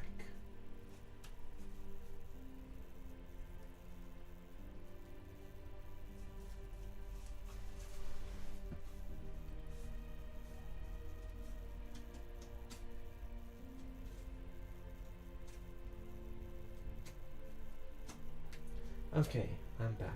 Brief disconnect. I was saying thank you for your feedback and letting me know what you experienced, and like, you're welcome to listen to it again. That's the great thing about YouTube, right? Is that they don't delete your VODs, they keep your videos so you can go back and watch them again. It's one of the best things about YouTube. So I'm thinking I'm going to start a members only section, like for those who donate and support the channel.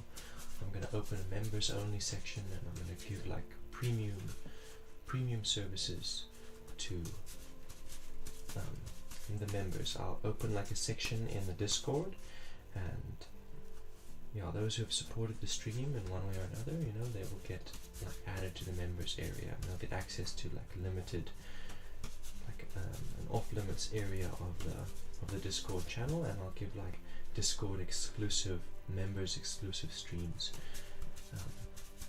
Yeah, that's a plan that I'm formulating in my mind.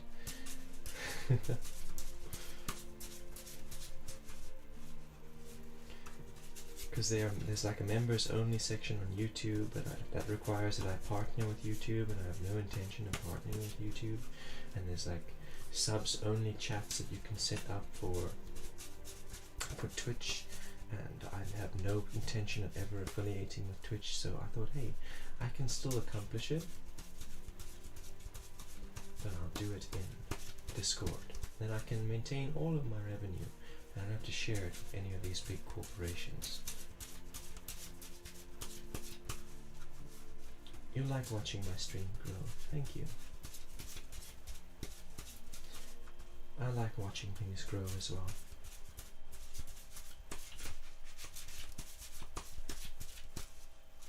Okay, here's your spread.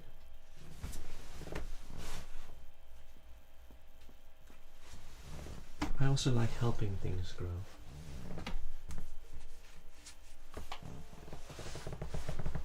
Eight of discs in reverse.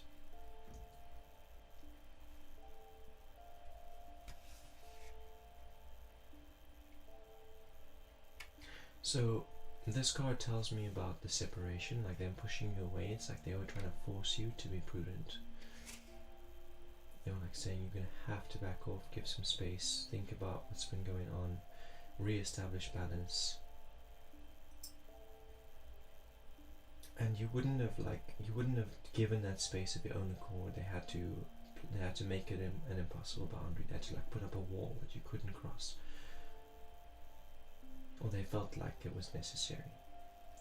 This card is just showing what you've been through. Basically, it's saying you've been pushed away, but during that period of being pushed away, you've been able to, you know, learn prudence. You've been able to learn balance within yourself, patience and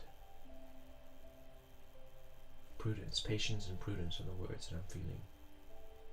Prudence with your energy and your time and your attention.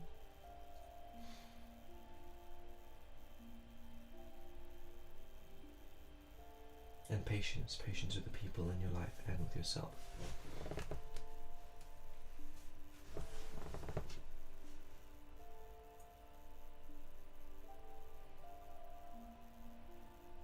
Four of Cups. This card tells me that you've been putting your energy since that separation, since you guys had your fallout. You've been putting your energy into like creativity, your own creativity. Creative projects, starting new projects regularly working on them. Like every day, instead of fixating on, I don't know, getting them back or doing something to get them back or contacting them, instead you've been like, okay, what can I do that's creative that'll help me get towards the things that I'm working on? What can I draw? Can I paint? Can I cook? Can I, you're looking for ways to express yourself creatively instead of fixating on the difficult emotions that you've been dealing with, rather expressing them through creativity. And that's really great. Really great to see that. So here's what's up on the horizon. Are they ready to reconnect? It's a 10 of Swords in reverse.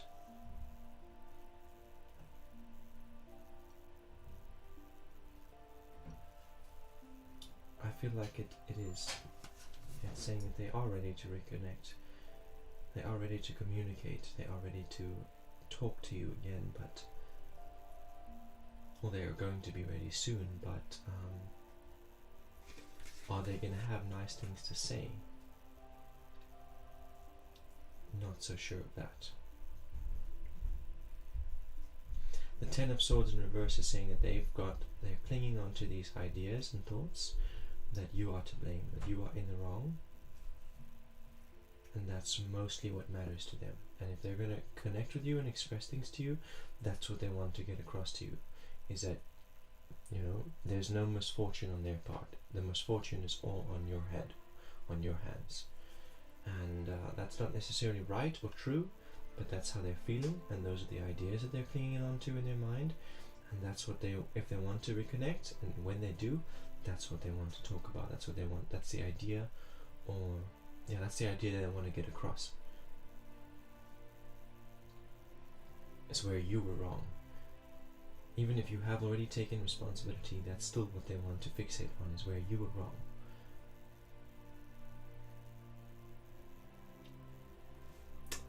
It's unfortunate to see this card here.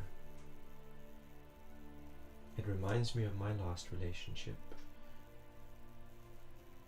It was endless, unfortunately, in my marriage. This card was endless. They were forever only concerned about where I made mistakes or where I was wrong. They could never see themselves, never acknowledge themselves. There were days when she would say to me, I think you're a better person than me, but then the next day, it's all about my flaws and my faults and how they are a saint and I am evil. And it was an endless. It never came right. To this day, it's still the same.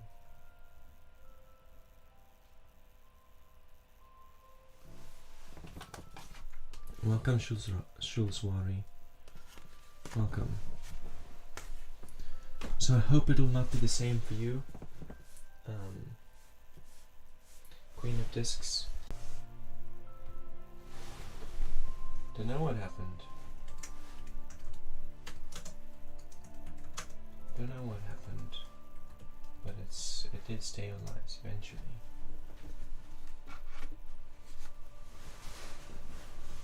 I saw all of your messages coming through, but you guys weren't seeing me. Thank you. I was busy blocking Shulswari. That's what I was busy doing, for spamming and for asking pointless questions. Or not pointless, but just, not looking for value. Wasting my time and their time. So Shulswari, I'm putting you in timeout for the spam and irrelevant questions, asking me the same question in every stream. If it continues, like if you come back in 5 minutes and you still want to spam and still ask me the same question, I will block you permanently.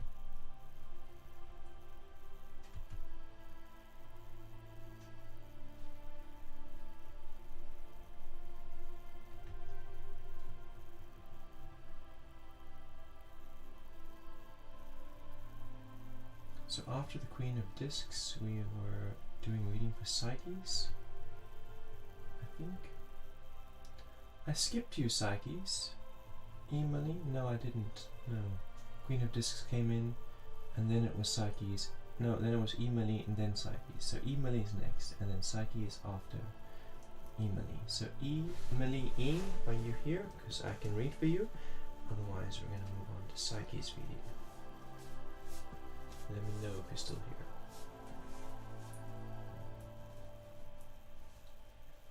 So, in the last month, my channel has really grown.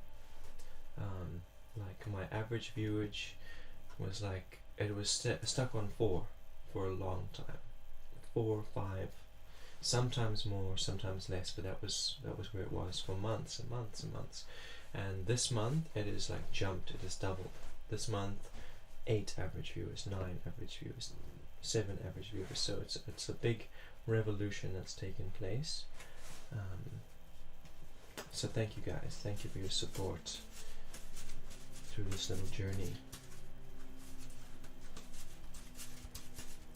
My average viewers on Twitch stays underneath 3, but whatever. That's Twitch.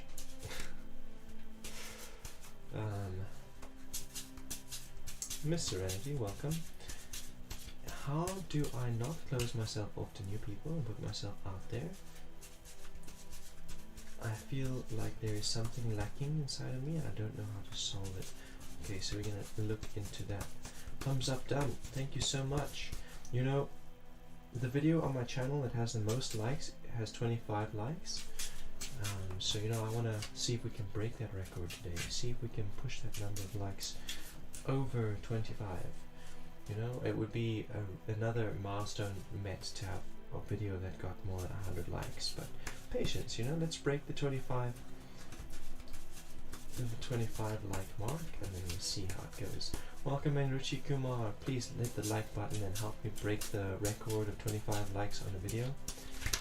Thank you. Welcome in. What we got here for you, Emily? It's a 4 of Swords. This is jumping out. Wild card. Thank you for subscribing. Much appreciated.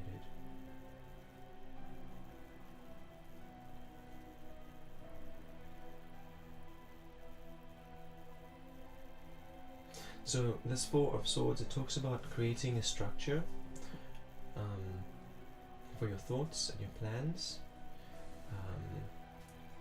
I'm kind of feeling from this energy that one of the reasons why you shut people off is because you don't really know how to get across your ideas, or like it makes sense to you in your head, but how to express it to someone else in a way that they will understand what you're talking about or what you're trying to say to them, or this plan you're talking about. Yeah, this is talking about like getting some kind of structure to those ideas, because it's one of the reasons why you keep people at arm's length, is because you're not so sure if you're going to be able to communicate clearly with them, or that they're going to understand you or get you know. So 4 is all about structure, it's establishing structure, and then Swords is about your mind, your mental world, your plans, your thoughts, your ideas, giving it some structure. Welcome in Emily Bells. And Ruby Simoza, welcome. Please like the video. We're trying to break the 25 like record. The record of likes on my channel is like 25 on one single video. We want to break that record today. Prince of Swords. Prince of Swords. What is Prince of Swords saying?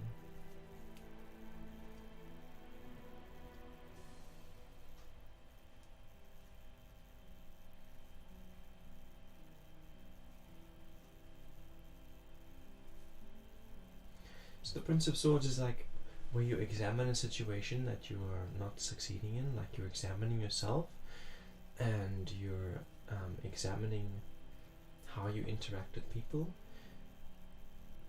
You're trying to come up with some kind of insight on what you can shift. Like you said, you don't really know what to do to fix it or to make progress. So this Prince of Swords card comes up. It says to me that you've already arrived at various insights at different points in your life when you've asked yourself this question before. why do I struggle with relationships and connecting with people? And you came up with insights. You're like, okay, that seems like it could be a contributor. Let me change it. And so you did. You applied the insight, and you saw the results of it. You saw positive results. So this card is just kind of saying to you, in the present, you have ideas on what you could be doing or saying differently, or there are aspects of your habits when you meet new people that you could adjust, and you know what they are. You've seen them. You've come up with ideas in the past that gave you breakthroughs. You can come up with ideas in the present that give you breakthroughs, and one of those is this Four of Swords here. That's one of the pieces of advice it's giving you, is to create, have a predefined strategy, have a laid out strategy of things that you're going to talk about. You can be flexible with that strategy, but start there. Come up with an intellectual plan. So in my art streams, I chat with people, right? But people don't hang around in the stream if I'm not saying anything. And I can't rely on people who come into the chat to do the chatting. So I will think about a topic that I have a lot to talk about on. And then I'll be like, okay, in Friday's stream, I'm going to be talking about this. And then I go into the stream and I chat about it. Whenever there's a lull and there's nothing going on and there's no one watching the channel, then I will start talking about that topic. So it's kind of like, it's saying, come up with ideas like that, a predefined plan that you can fall back on when there's weirdness or awkwardness going on.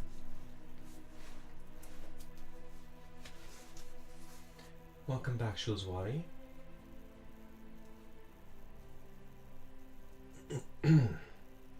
So do you remember what the answer was the last time you got a reading, Shulzwari? Do you remember the answer was that you don't need to be in that relationship? It's an unhealthy relationship.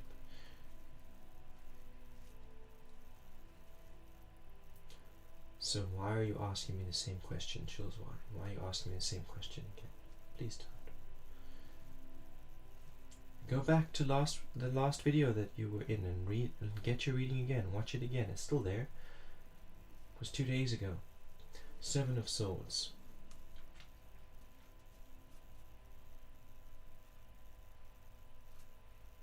This is Millie's reading. Millie E. Seven of Swords.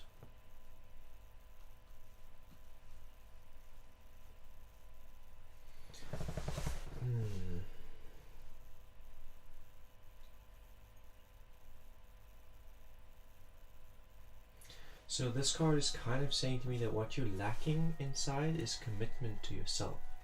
You are keen to commit to others and take up responsibilities on behalf of others, but you're not exactly all that good at committing to yourself and fulfilling responsibilities to yourself.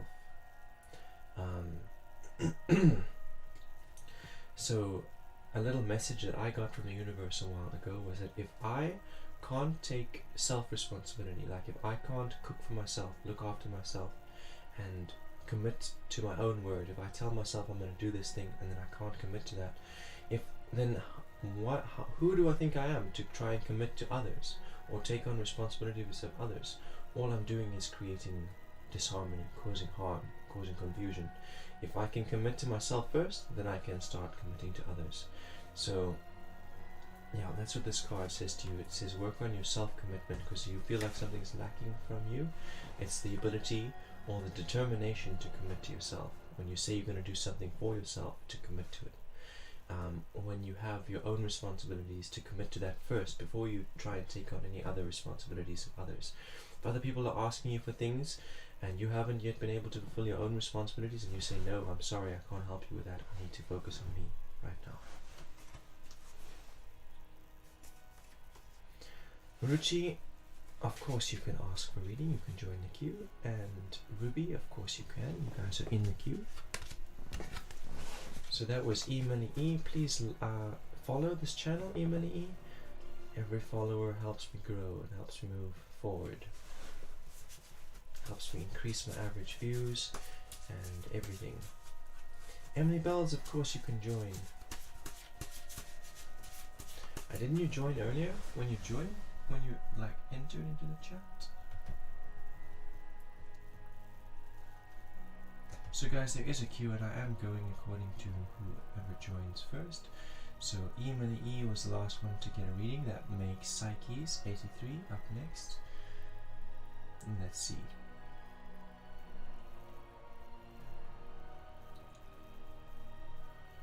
Psyche's 83 is next. And then Joe Aries is after Psyche's. And then Medical Student is after Joe Aries.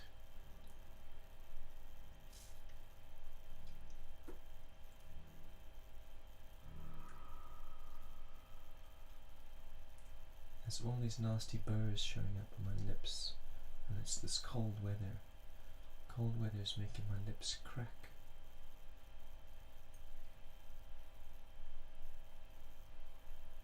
I'm scrolling through the chat to see what the queue looks like. I'm just gonna go ahead and read for Psyche's now. Could I have just a general reading, please? Of course. Of course you can.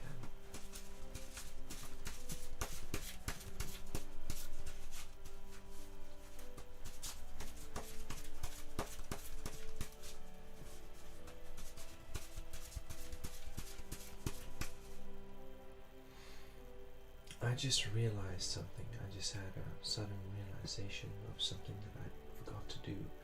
So please bear with me, guys.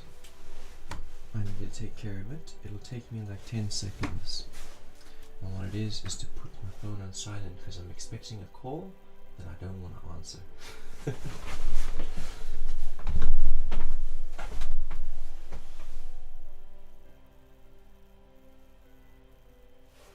Fantastic. Okay.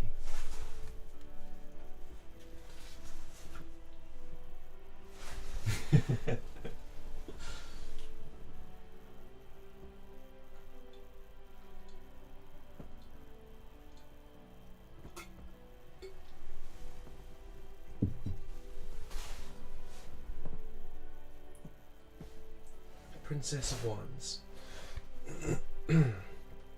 In reverse.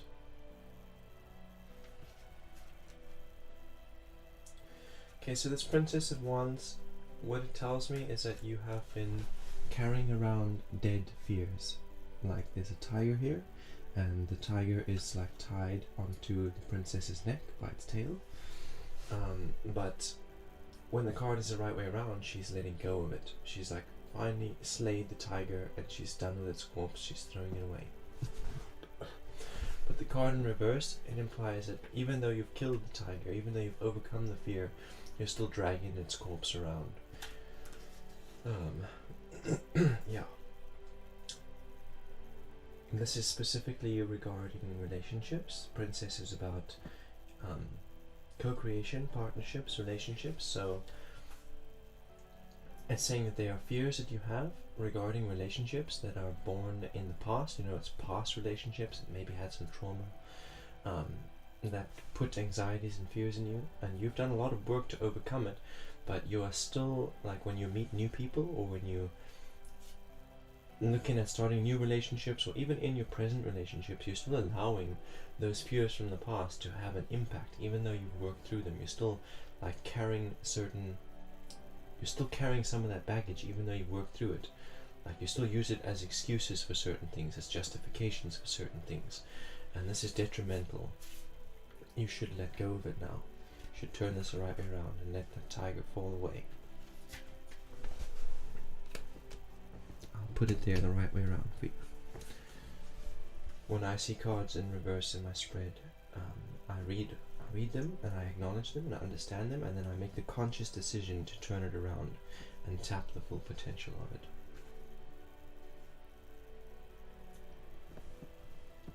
Nine of Swords is here in the present. In the center card, second card. This is about self-responsibility, taking responsibility. I'm not trying to make anyone else responsible for your shit. Like, if someone else is saying and doing things that is triggering me and upsetting me, it's my shit. like, I can't make them responsible for it. I can't really ask them to change who they are just because it reminds me of a trauma from my past. I need to take responsibility. Sure, the feeling is still valid, and I can communicate it to them and say, hey, this is what I'm dealing with. And they, if they are compassionate individuals, can have compassion and try and hold that for me, hold that space for me while I work through it. But I have to take responsibility for it. I can't make them responsible. I can't say it's their fault I'm feeling this way, because it's not. I can't say they're wrong or that they're a bad person because they won't change to accommodate my triggers. But this card, it's saying that you acknowledge that, you know, you are taking responsibility, you are dealing with your own shit, taking the self-responsibility. You're not putting the blame on the environment or the people around you. You're taking responsibility because you recognize that you have goals that you're working on, and you need to be able to avoid your past mistakes, and you need to be able to recreate your past successes if you want to accomplish those goals. And then the last message that this card has for you is that your failures from the past and even in the present, they open up the opportunity for your successes. Like, every time that you fail at something, or you don't succeed at something, you're learning how not to do it. You're learning new information, new experience that gives you an edge, an advantage the next time you try.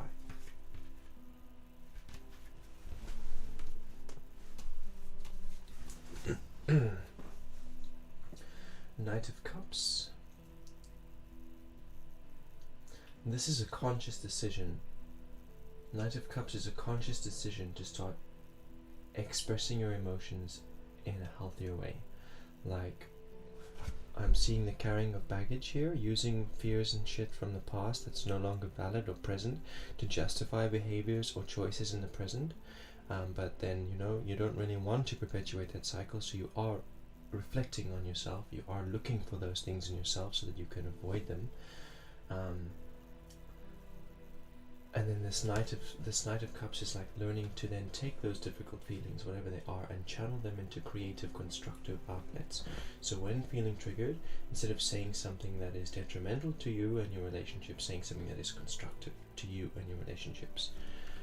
Or if you're feeling really vengeful because someone's just betrayed you, then you know to channel that into writing, or channel that into artwork, or channel that into something, a creative expression, because creativity and emotions go hand in hand.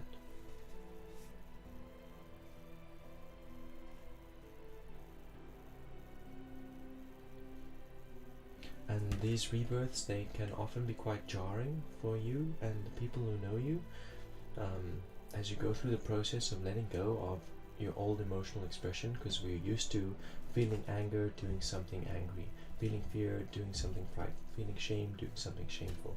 We're used to that kind of behavior. So, yeah, it's quite jarring as we move through it, as we like let go of that and we acknowledge that we don't want to perpetuate that anymore. And we start choosing to do things in a constructive way. It's very intense the first couple times that we apply it. Like, yeah, it's very intense, and sometimes I feel like it's too much, like the emotion is too much for me to channel into this creative artwork. I need to do something spiteful. I'm feeling so much vengeance. I need to take vengeance. I can't just draw this piece. It's too much. I need to do the vengeful thing. But with practice, it gets easier. It gets much easier to do the creative thing and not the destructive thing. I hope that there's value in that reading.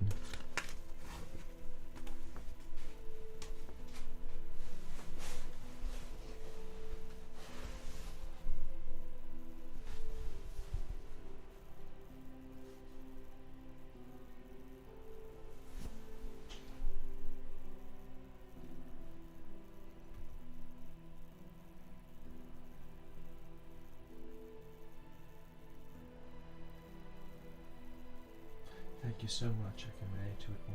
Amazing. Thank you for the feedback.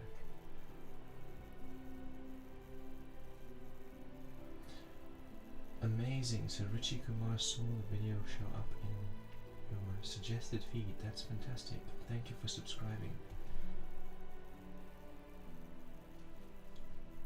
So next in the queue would be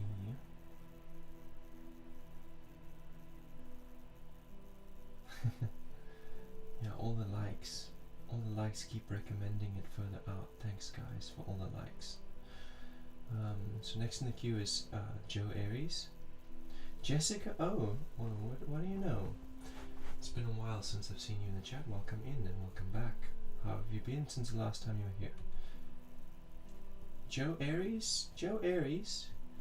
J-O Aries, you're next for a reading.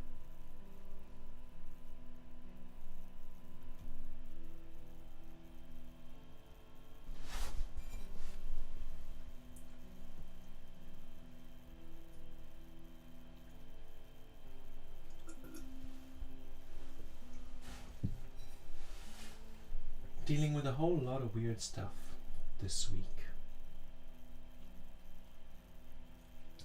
But I'm good other than that. Making breakthroughs, I think.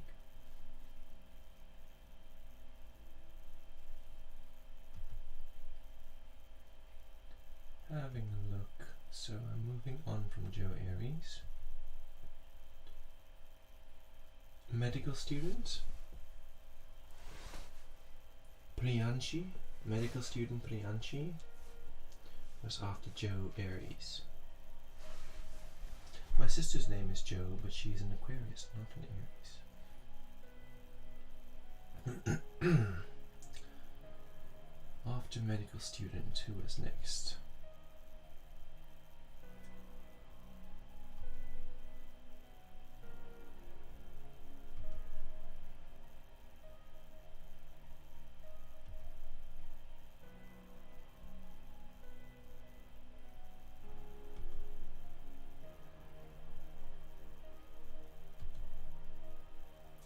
Disconnected again for a short while.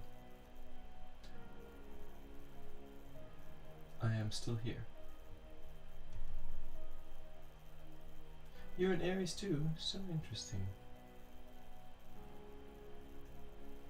How's that?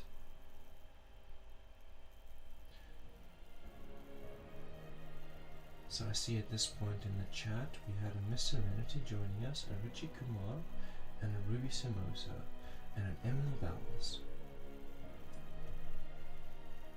Ruby Samosa was the first one to request a reading. So Ruby, oh, there's Joe. Welcome back, Joe. So glad you're still here. Okay, so after Joe is Ruby Samosa, and after Ruby is Schulz Wari, and after Schulz is Ruchi Kumar.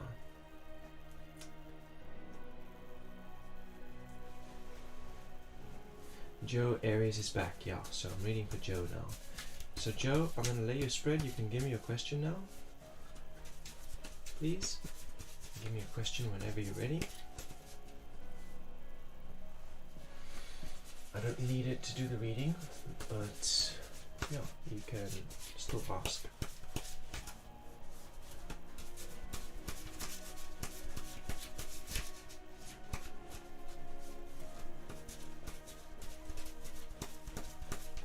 Yes.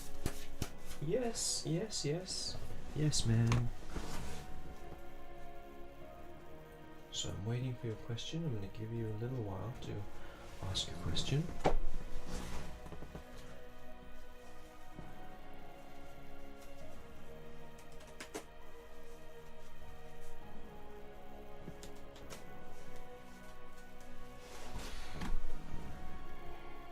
Oh.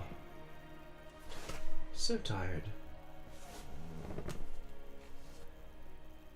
Will my mother's health condition be alright in August when she goes back to the Philippines? Five of Wands.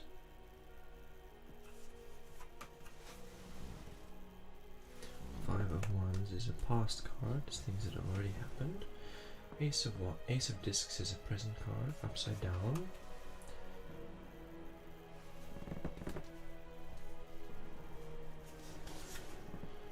Future card is a Four of Cups, the right way around.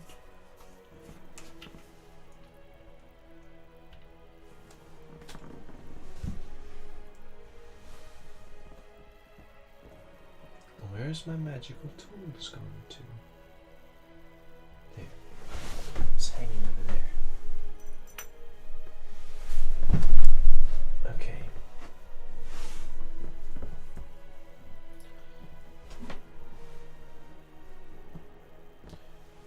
Joe's mother recover by August? No. Pendulum says no. It's a clockwise rotation. It says she will recover, but it's going to take a little bit more time. She's going to need a little more time than you're giving her.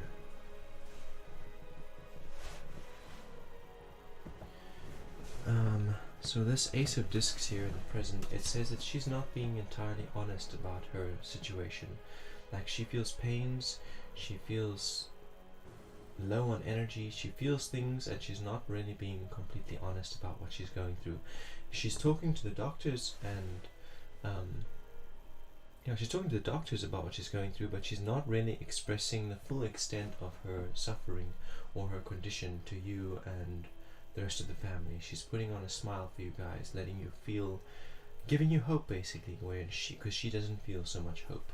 But yeah, so if she's been letting it seem like she's getting better quicker than she is getting better, she's letting you seem like she's healthier than she is. That's what this Ace of Discs in reverse is talking about. 5 of Wands.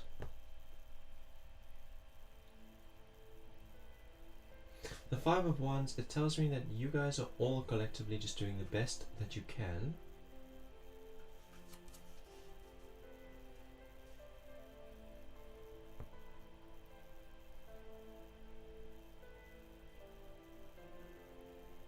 Like, you have desires. You have things you want to accomplish, and you need her to be home. You know, you need her to be recovered and get back home, and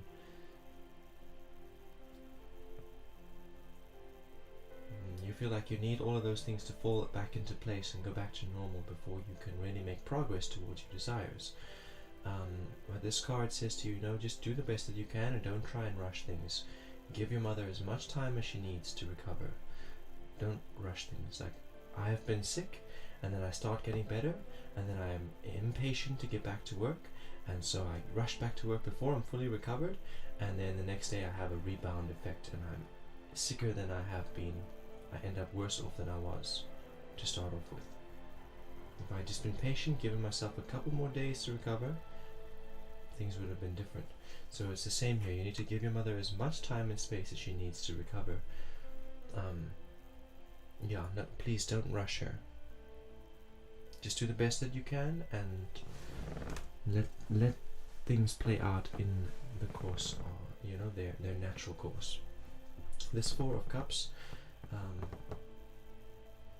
this card is literally called luxury, so it's saying that there's this whole process. If she's had to leave home to go and receive treatment, this whole process is like there's luxury involved, there's fullness involved, it's an experience. As much as there is negative fears and frustrations and uncertainties, there are also joys and breakthroughs and connections, and there are blessings as much as there are curses in this experience. Through this whole thing, everything about it, the leaving of home, everything, there's as much benefits to it as there are detriments. So this card just wants you to see that, wants you to have a look at the luxury. Like, yeah, sure, your mother's been sick and that sucks, but there's also been a whole lot of abundance that's come into your life through the process, through this healing process and treatment process. There's been losses, but there's also been abundance. Maybe you guys are struggling financially now because of all the expenses, but you guys are probably closer as a family than you've ever been before. So this card is just wants to bring up that you guys have gained things. You guys have gained eternal treasures, even if you have lost material treasures like physical health and material wealth. Those things are temporary treasures. Connection, relationship, those things are eternal.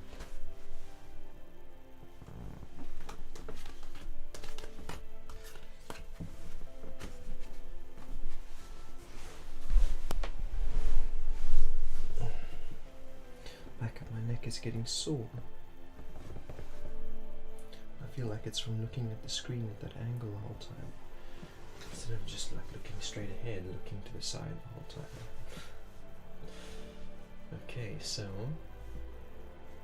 that was Joe Aries. Next in the queue is Ruby Samosa. Kitsune Wolfkit. Kitsune Wolfkit. Welcome. It's been a while since I've seen you. Welcome in. How are you doing? How are you doing, by the way? You're very welcome, Joe. You're very welcome.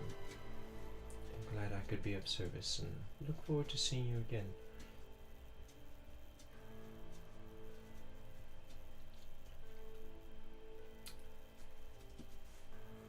Been busy. Nothing wrong with that. Nothing wrong with being busy. I've been busy too.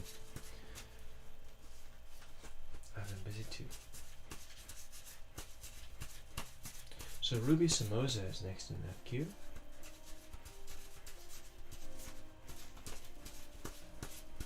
Where you at, Ruby? Where you at, Ruby? Let me know what your question is so I can do that reading for you.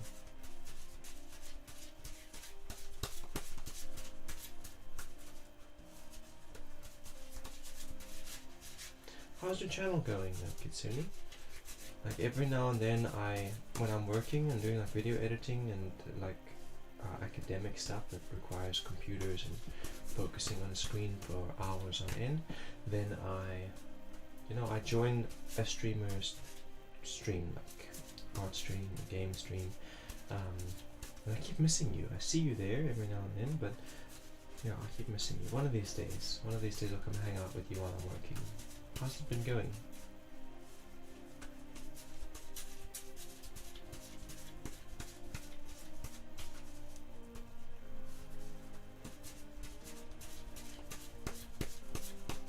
Joe, what I got out of your reading is that she will recover.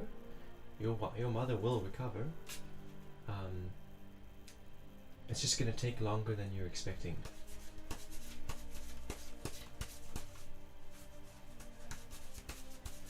So Ruby, did you leave the chat? Did you leave the chat, Ruby?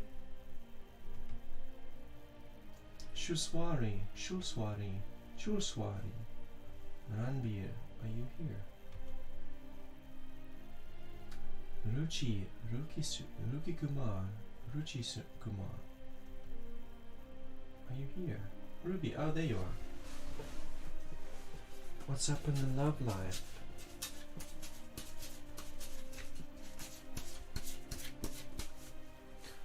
Ruki is here, so Schulz is not here. But Ruki and Ruby are here. Okay, so I'm reading for Ruby, and then I'll read for Ruki.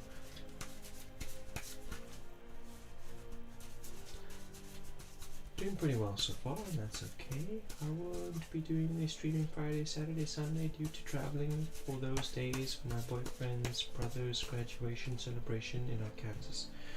Wow, what a mouthful of words. But I get you, no stress. I'm gonna be drawing tomorrow, doing my 5-hour-long art stream. If everything goes according to plan, that is.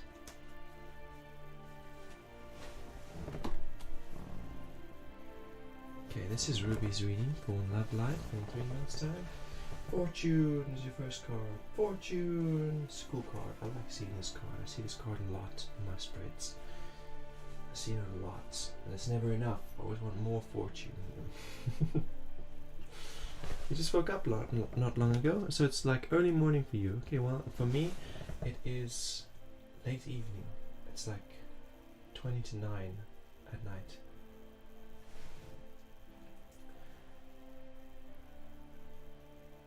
The Emperor is reversed here.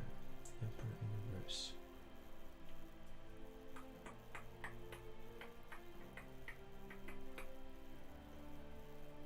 Oh, you just woke up late. Okay, I see. The Emperor in reverse. This is Ruby's cards. I'm gonna interpret these now. I'm just tapping into them. 7 of Cups.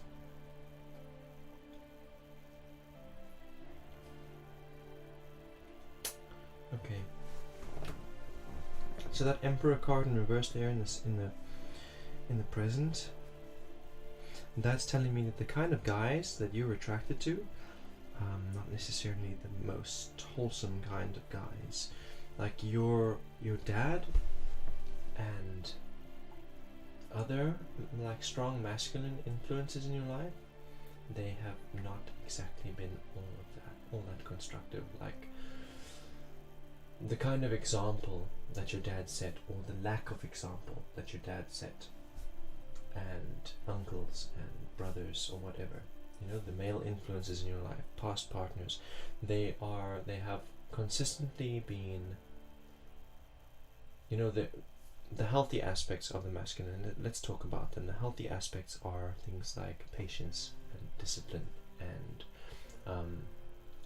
you know, choosing your battles for the sake of those that you love. Like I might have a problem with consumerism, but I'm not gonna go out and march against consumerism, because that will have a detrimental impact on my family. So, you know, choosing your battles, being patient with the people that you love, peaceful, discipline, you know, being able to fulfill your routine and your structure regardless of how you're feeling. These are strong masculine character traits, and they were not there, or they were absent in your father's example, or your last partner's example, or your stepfather's example. Like those healthy, those strong cornerstone character traits of the masculine are absent, and so the kinds of men that you friend zone are the kinds of men who have those, and the kinds of men that you go for are the kinds of men who don't have those. So that's just a warning, and it wants you to tap into your inner masculine, and wants you to tap into those character traits in yourself. Find them in yourself, appreciate them in yourself, and love them and demonstrate them outwardly within yourself first, because that'll help you reprogram what is valuable in a partner. It'll help reprogram your unconscious attractions to, I think you get where I'm coming from. And then number X, fortune from the past. This one is talking about all of your intentions, all the seeds that you've sown out into the world. It says that when you interact with people, you treat them well, you treat people kindly, you're a nice person, you put out good energies into the world, so you receive good energies from the world, even if it's not good energies in your relationships. Like maybe your relationships have been the what I'm getting is like, in every aspect of your life, you give out good karma and you receive good karma, but in your relationships, it feels like you get bad karma, even though you've been giving good karma, and it's difficult for you to understand why. So the truth of the matter is, you getting the bad karma in relationships because of your parental succession. It's like bloodline stuff. It's like karma from your bloodline that's coming through, and you can make the change. You can change that karma for yourself. You can tackle it.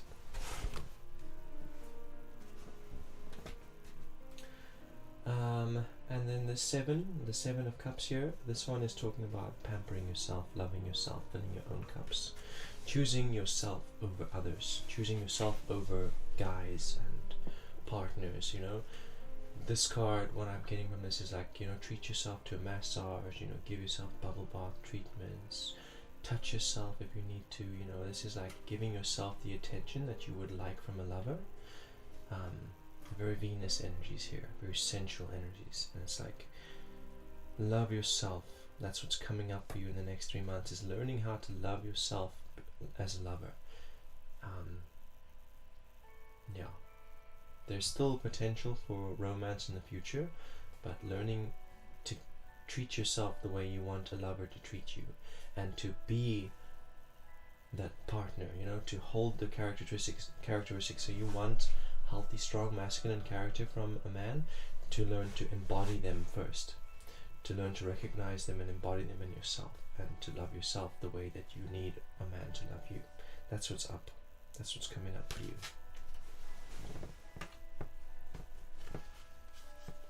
Your voice is very much like Ford Khan, a very famous actor in Pakistan. That's very interesting to hear. Very interesting. I wanted to stop in to see how you were doing while I woke up before I start my day. Thank you for stopping in. Thank you. Much appreciation. Welcome in, AES. Good evenings to you too. You are in the list. Ruchi Kumar. Ruchi Kumar. I don't know if it's Ruki or Ruchi or Rushi. One of them. One of them it has to be, right? So what blessings are coming your way, Ruki? It's Ruki, isn't it? It's definitely Ruki. Ruki Kumar.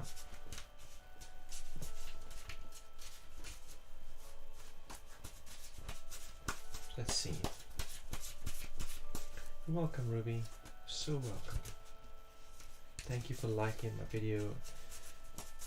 Thank you for helping me expand my reach. I'm going to be opening a members only area soon, guys, in the Discord. So you can type !Discord to get a link to the Discord channel.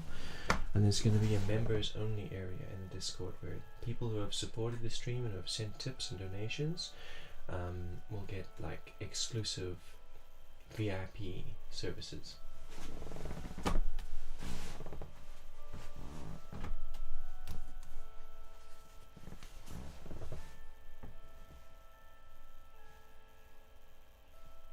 Six of Swords.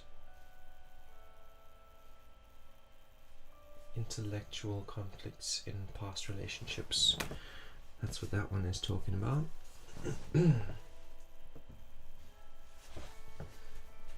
Number 9, the Hermit. This is self-isolation, self-reflection, and self-responsibility. Like emotional, physical, and mental isolation. And the point of it is to learn from your past.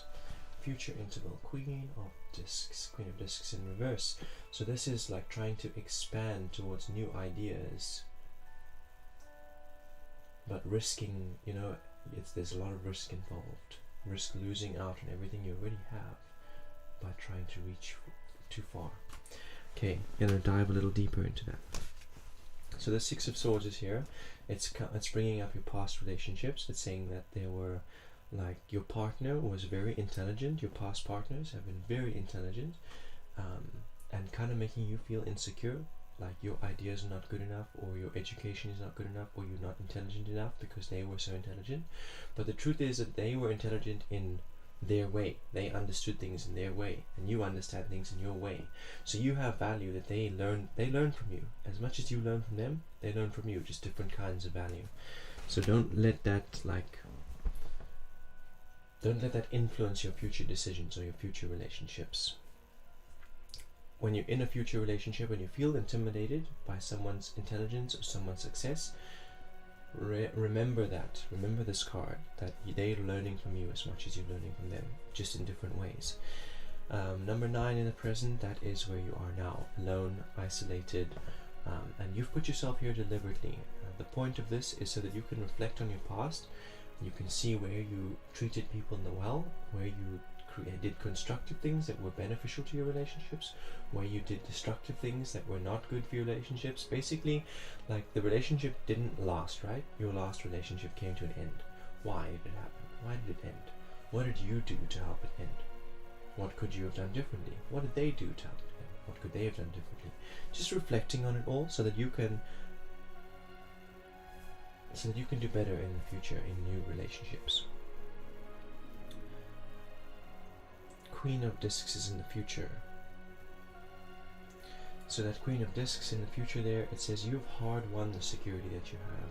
Like, you're where you are now, you have food, you have a job, you have a roof, you have clothes, and you have people who appreciate you. And that card is saying if you are constantly running after this partner, running after that partner, you risk losing all the stuff that you have. You should put your focus where you are. Put your focus on your world. Put your focus on your finances, on your health, on your fitness, on your friendships. Don't focus on these imaginary relationships that you don't have yet. Focus on the real relationships that you do have, even if they're not romantic. That's what that card is saying to you there.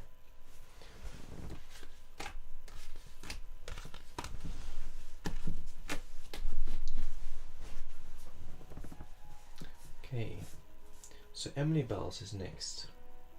Are you still here, Emily Bells? I'm gonna scroll through the chat and see who was after Emily, and so on and so forth.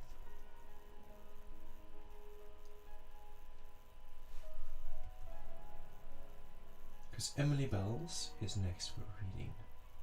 Oh, you're still here. Thank you so much for your patience, for sticking around. And you're most welcome, Ruki Kumar. I'll see you again sometime, one of these days.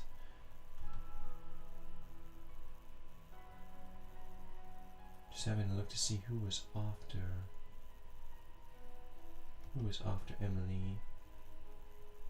General reading for Emily, of course. No problem.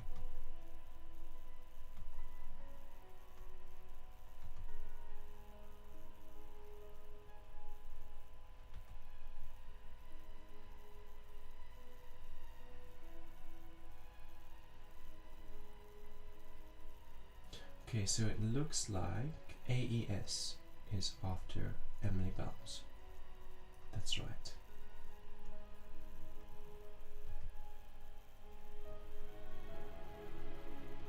Sorry, but I gotta go get ready, make a few phone calls as well. I'll pull you up on the PC in a few minutes though. Okay. No stress, thank you for popping in. I might not be here. You know, I'm only gonna stream for 3 hours and we're at 2 hours and 20 minutes now. Yeah, we've only got 2 readings left to do. Maybe we'll do one for you, Kitsune. So, thank you for confirming, AES. You are up after Emily Bells.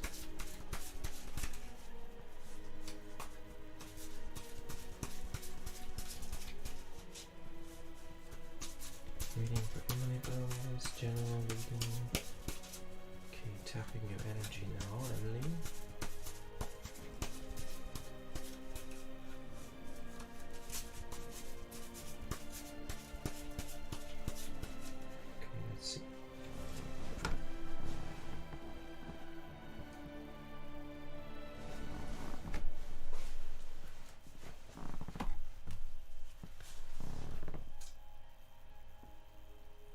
Discs.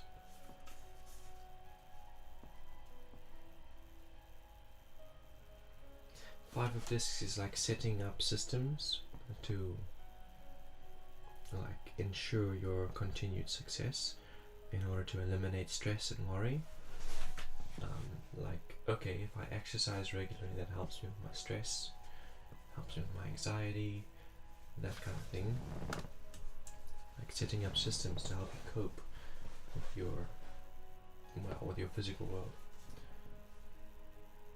Health, fitness and finance. Princess of Wands in the present. Princess of Wands is in reverse, so this is like slaying fears, conquering fears and following intuition, but the card is reversed, so that's kind of like still using those obstacles that you've overcome, still using them as excuses to procrastinate or whatever in the present. Still using them in the present, even though they're not valid anymore. Future interval, Ace of Discs in reverse.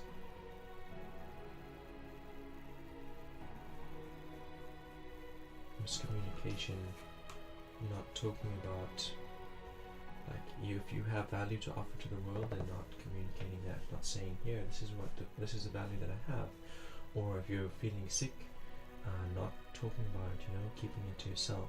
And yeah, that's what this card is about. So let me dive a little deeper. Ooh, wild card is a 3 of Wands. 3 of Wands is saying that whatever you're passionate about and whatever you desire, you can have it, you can create it, there's hope for it. Just make yourself aware of what it's going to take and then commit. Okay, so going back to the 5 of Wands, 5 of Discs.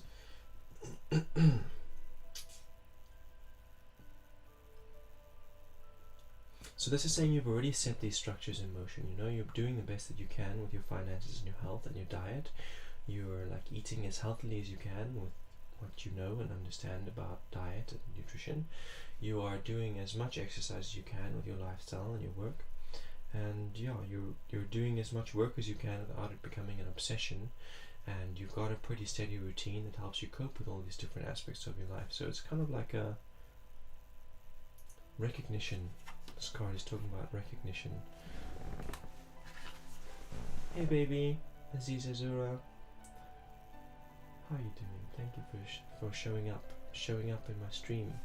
What you doing? What you doing, baby? What you up to? And then the Princess of Wands. So in your relationship, like you have relationships. I don't know if you have a romantic partner, but you have relationships. The one that came up when I said in your relationship, that's the one we're talking about.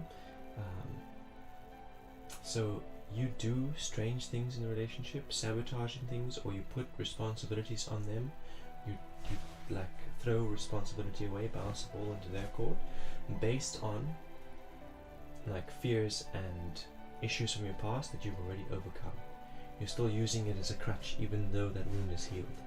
That's what this card is saying, and that's not a good idea. It's not really fair on that friend or that partner. Just rolling around in bed waiting for me. Can't wait to come and join you in bed. Sounds like a lot of fun. Missing you too, baby. I'll see you soon though.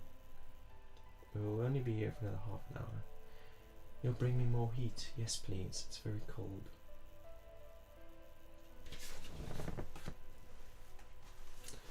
And the Ace of Discs, which is, you know, if you've got health issues and you're not talking about it, or you have something you want to offer to people, a value that you have to offer, not talking about it, or if you are offering value but you feel like you're being taken advantage of and people are not returning the value that you're offering, also not talking about it. This card is about lack of communication, and so this one is saying to you that it's very important that you start communicating all that stuff clearly.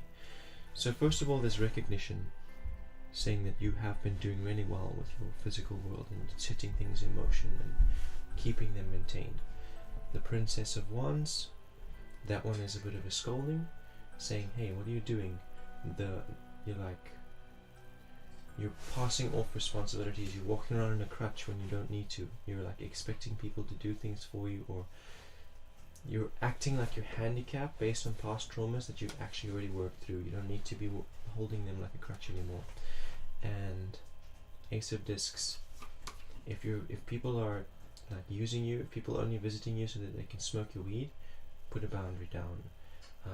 If you have a product or a service that you can offer and you want to receive something in return for it, market it, you know, communicate, get the word out there. And yeah, that's your reading. Hope you're getting value from it. Miss Galina, welcome in. How are you doing today? How are you doing today? What's up with you? What do you think of Buttery Smooth? He's fucking funny, isn't he? How is my relationship going with SL? If I talk to him and accept reconciliation, you can really relate. Glad to hear that. Thank you for the feedback. And now, Masculina, let me know if you want a reading, because this AES is the last one in my queue.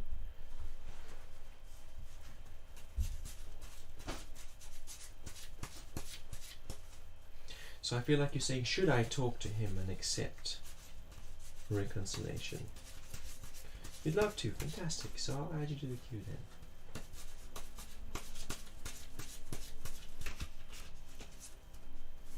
Yeah, today I'm streaming much later than I usually do because I had to beat some bums. I had to do a lot of bum beating today.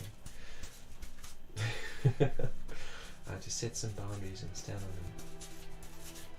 Express myself, deal with some troublesome emotions.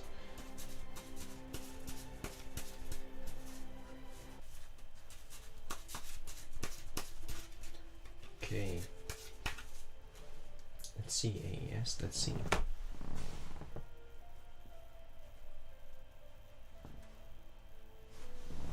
I'm bending my head forward like that to like stretch out my neck, stretch out my spine, my neck.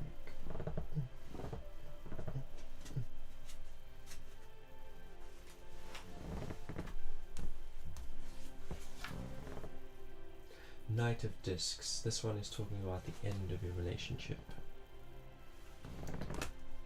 Saying it happened quite recently and it's actually over. Like you guys separated, broke up, came to an end. Ace of Discs is in the present. This is about setting new things in motion, communicating to new potential partners, I don't know, all that kind of thing. Talking about things, talking to people, making new connections. It's communication. And Two of Cups in the future, this is about committing and loving yourself and filling your own cup, but it's in reverse, so it's like you're missing out on that value. You're looking for that value in your partner, you're looking for that value in, what did you say his name was? SL? You're looking for him to fill your cup, to make you feel good about yourself, to validate you. You can't do that, it's not really fair. Okay, diving in a bit deeper. Knight of Discs. Knight of Discs in reverse here says that this relationship was brought about, the end of the relationship came about.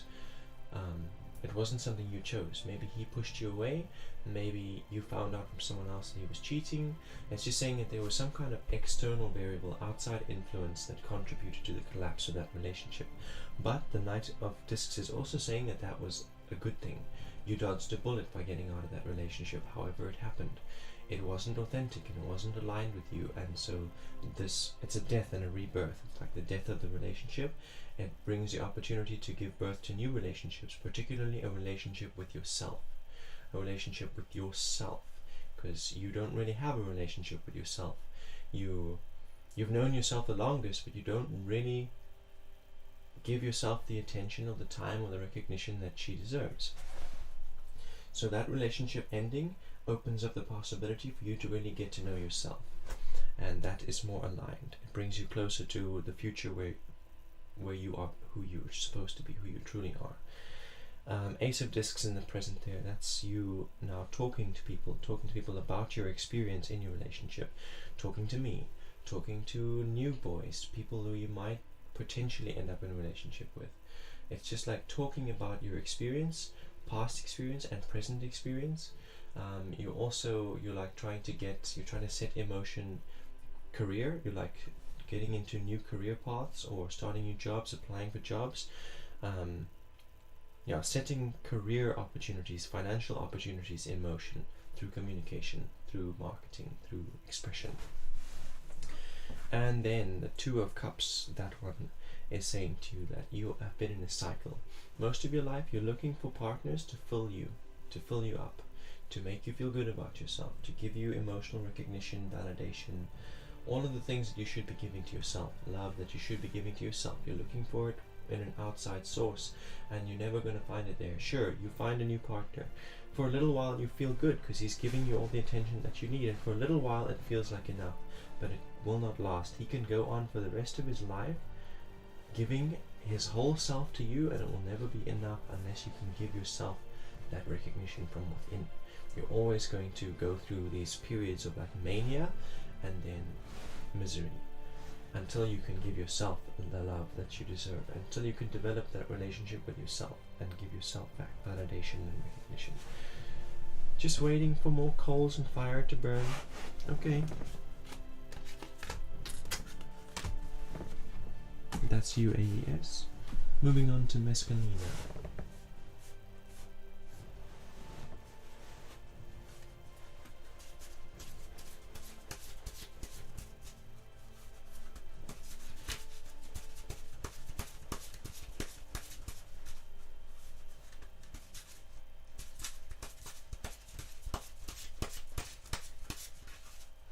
So you can give me a question now if you have one, or I can do general reading.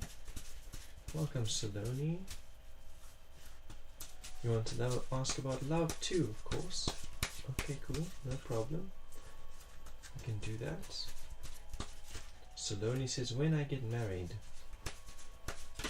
I'll add you to the queue, Saloni. Not in a relationship, nothing on the horizon either.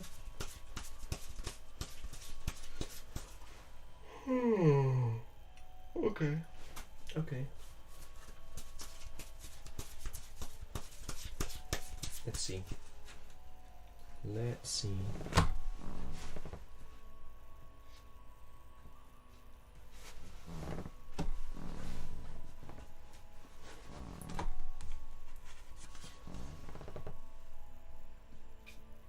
Number 7, the Chariot. So I think you might know what this is talking about better than me, but it's basically, it has a direct message and it's saying you've already made a decision regarding love life, stick to it. Like, if you came out of a relationship, you chose to do that because you had something you wanted to work on, something you wanted to manifest, you were going somewhere, you did it for a reason. You are like halfway now with that purpose, whatever it was that you decided then. You've been working towards it for a while, but you haven't really reached the end yet. Don't start a new thing or make a new decision, because then you will lose out on the progress that you've made. The progress will be wasted.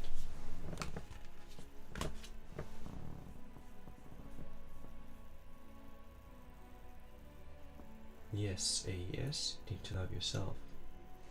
You need to give yourself validation. Approve of yourself instead of looking for outside approval. 4 of discs for Mescalina in the present. So 4 is about structure and routine, and discs is about health and fitness and diet and money. So this card is saying that your focus needs to be on routine. Like, you're creating a certain amount of financial security for yourself. You want a certain level of fitness and health. So you need to do those things daily. You need to work towards your finances every day. It has to be part of your daily routine. You have to work on your fitness every day. It has to be part of your routine, even if it's just a small amount, and then you increase it 1% at a time. So this card is saying to you that love is going to come to you when you have the structure set up for yourself, because that's what you're working on. That's the decision that you made, was to get that all in order before you worry about love. So it's saying, stick on that. When you have your life in order, when you have all of those things in order and your routine is solid and it's bringing success to you, that's when you're going to meet others who are doing the same. And it's like among those people that you're going to find love. It's among those people that you're going to make that heart connection and that physical connection. 2 of Swords. This is again more confirmation or more affirmation. It's just like encouragement, saying continue to water the seeds that you've planted. 2 is all about potential, and thoughts. Swords is about thoughts and ideas. So the ideas, you've got these things that you're working towards: financial success, fitness, health. You've got these things that you're working towards. You've got ideas on how to get there, and those ideas are like seeds, and you've planted them. And this is just saying to you, as the future goes on and you keep walking forward, continue to commit to the seeds that you planted. Continue to commit to the routine that you set in motion. Continue to commit to the decisions that you already made. This is your reading, Mescalina. Pretty short, pretty straight to the point. And you tomorrow, welcome in, and thank you for joining the queue. So Saloni is next, and then a new tomorrow.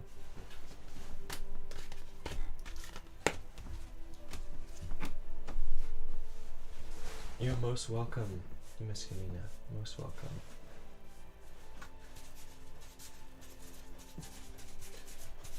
Most welcome. Okay, so Saloni wants to know about marriage. Oh, I'm disconnected. And I'm back. And I'm back. Buffering.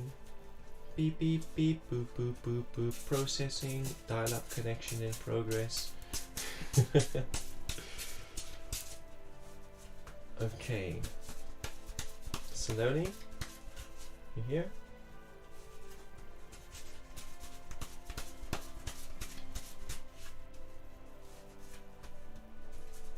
It's weird, but I kind of knew that you were going to say everything that you said. Oh dear, it's gone again. Buffering. Beep beep boop boop boop. Pop pop.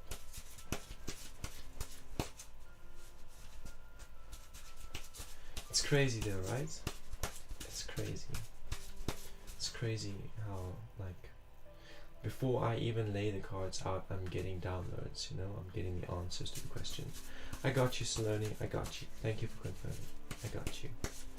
Okay, so I'm not gonna tell you when you're gonna get married. I'm not gonna ask that question. I'm just gonna let the spirit speak to you through the symbols of the cards. General reading.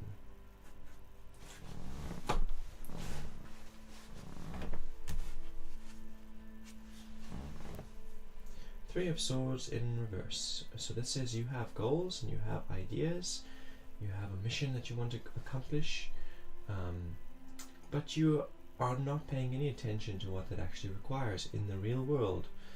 You know, if I have goals, it's going to require that I do something towards them, right? Like there are responsibilities and requirements that come with my goals. So this card is saying that you have goals, but you're neglecting to take responsibility for them. You're neglecting to make yourself aware of what's actually going to be required of you to get to your goals.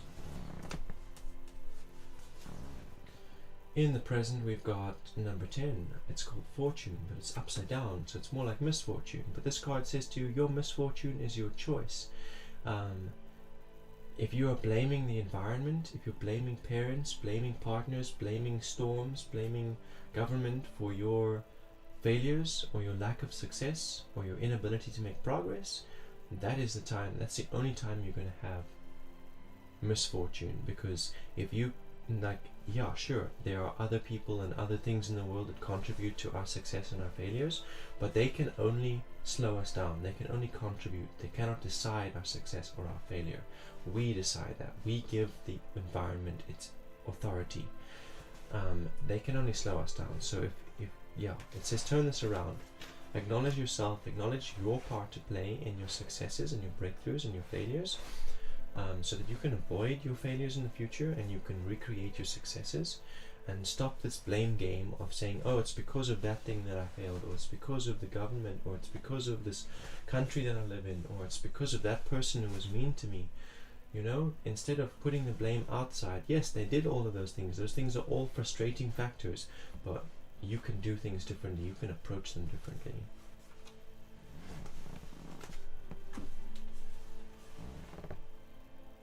Future interval is the Five of Swords.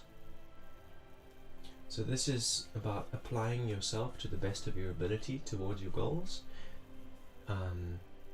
This card says don't overreach. Like, you want things from life, they're up here. You're down here. That card is saying that you have a tendency to try and jump from point A to point B. And there's no way you're going to make it all the way there if you jump.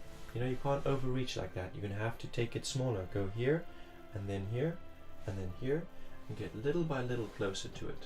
Small steps. And that's your reading. Saloni. Saloni.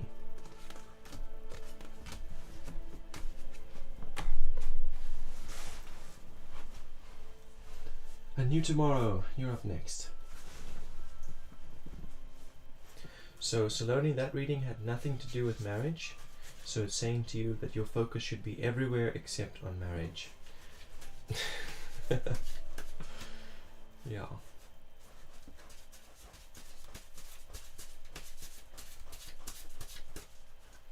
A new tomorrow.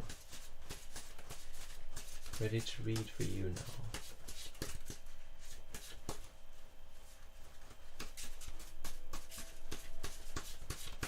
Ready to read for you a new tomorrow. What's A's thoughts on me? So A's thoughts is A's business, so we're not going to read about A's thoughts.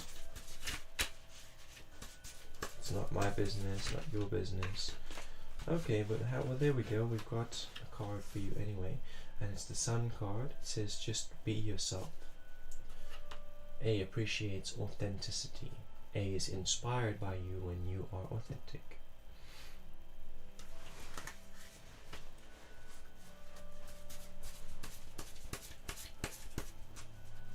Welcome, Saloni. Please subscribe, please like. Thank you so much, guys. Thank you so much, Sana. So I'm going to go general reading for you then. And you tomorrow?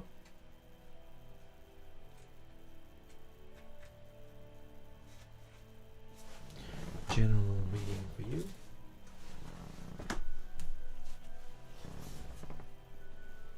Prince of Swords.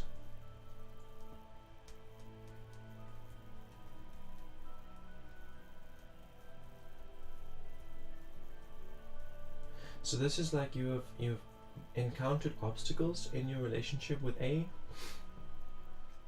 and you've just took a step back and you thought about it a little bit, came up with some new strategies, new ideas on how to approach a situation, and then applied it and made breakthroughs.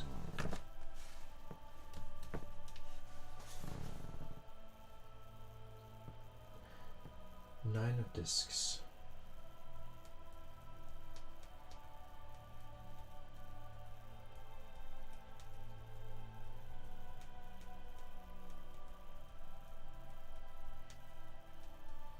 So this card is about taking responsibility for your physical world, for your health, and for your wealth. And I feel like this card is applying to both you and A.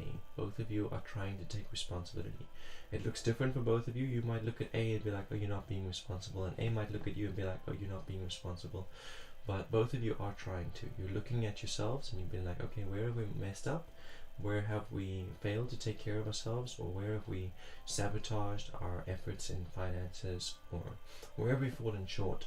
And where have we been successful?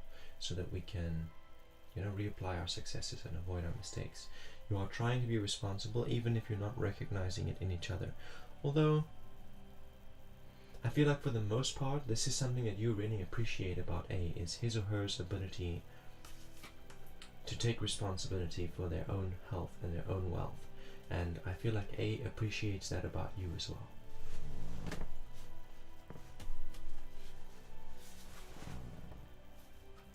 Five of Discs. This card says to you, just keep doing the best that you can and being yourself, as authentic as you can, because that's all that you really can do. And that's, just one step at a time, do the best that you can,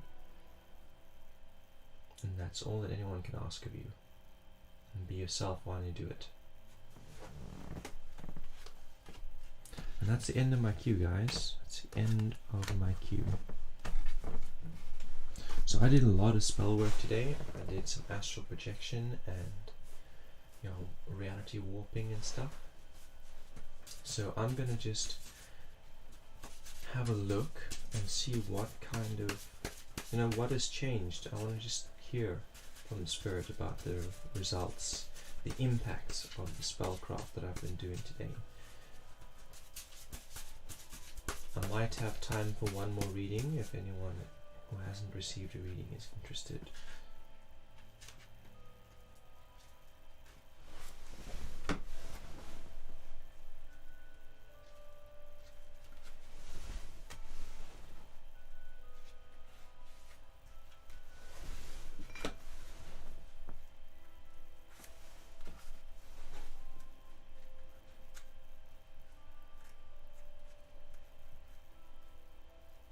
Did you comb the tarot cards yourself, or they naturally comb themselves like that? Like this curve that they have. I curved them like that, yeah.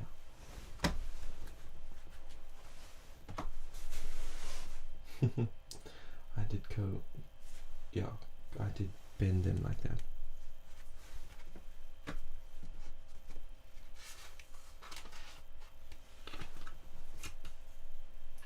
Prince of Discs.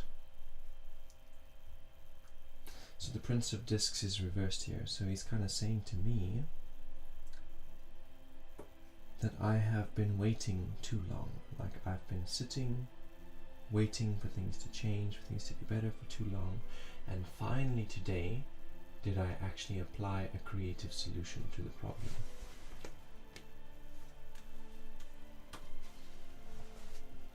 Knight of Discs is crossing, which is very interesting. It's saying that I'm having to make these changes and apply these solutions and set these boundaries because I've stepped into a new reality where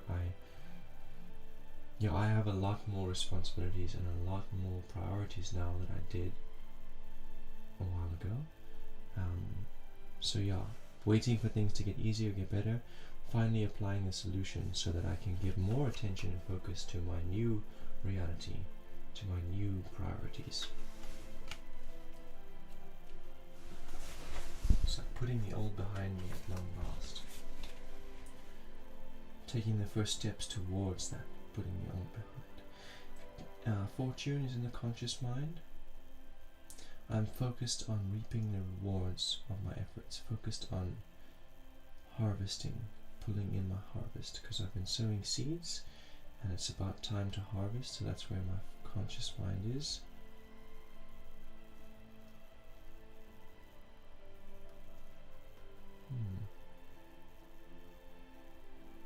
Starting a new cycle, applying what I've learned from the old cycle so that the new cycle can look different, improved, better. Jessica D04, welcome in. You want to know what's coming towards you in love? Okay, so I'm busy doing a little reading for myself. I want to know about the impact that on my spellcraft day has had, and then I will draw 3 cards for you. The Sun in reverse. This is in my unconscious mind, and this card is saying that I feel like I've been people pleasing for too long. I feel like I've been deliberately trying to put myself on the line and sacrificing of myself for the sake of others, and that's not conducive to my present. It causes me suffering and frustration and displeasure in the present.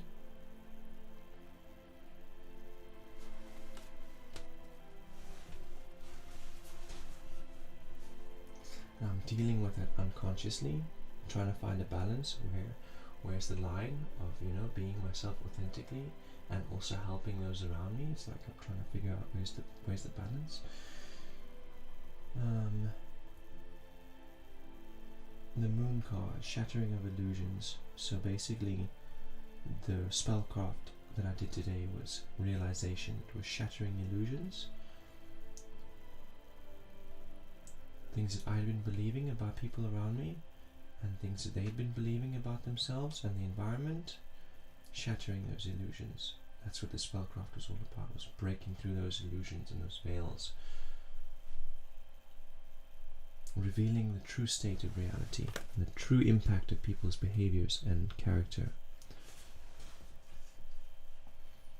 And what is opening up is the Tower in reverse. So this is like collapsing unstable egos. So the individuals that have been crossing me, you know, where all the resistance is coming from, there's insecurity there. All of those actions, those negative actions on my behalf and others, it's all rooted in insecurities, and so the results of the spellcraft is going to bring those insecure towers, those insecure egos crumbling down so that they can be built up again, stronger and healthier than before. Very interesting reading.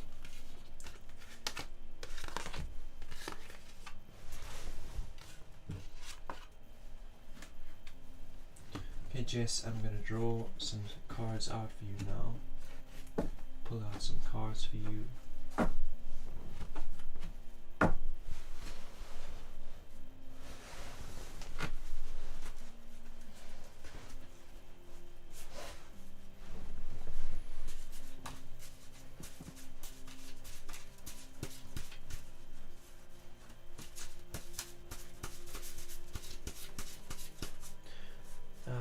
Please like and subscribe, Jessica. Help me grow my channel, help support the channel. Much appreciation. Every time that someone likes the video, YouTube recommends it to more people. So much appreciation there. If you can do that for me.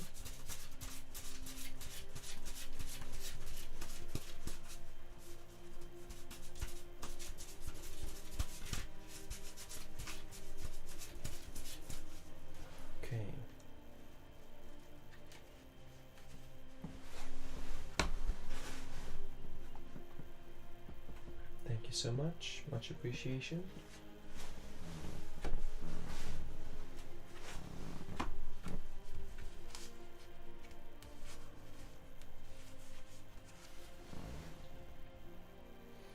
Okay, so I've got the Devil card in reverse here for you, Jessica, and this is in the past. So this is talking about your past experiences and relationships, basically disagreements, conflicting belief systems.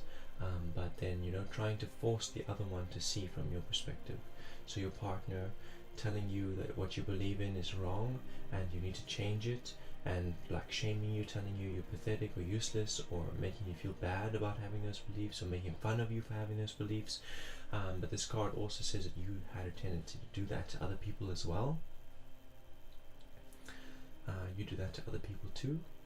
So just be mindful of it. You don't need to, when people tell you you're wrong, you don't need to convince them that you're that you're right. And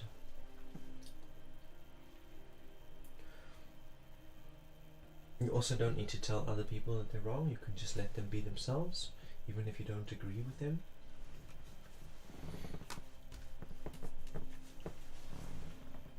Queen of Wands is in the present here, so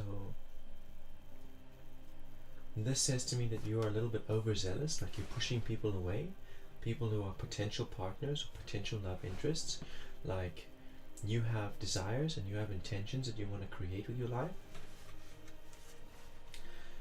So you're like, you also doubt those desires and intentions a little bit. You're like not so sure if it's possible for you to create it, that future that you desire. It feels a little bit out of reach. You doubt it a little bit.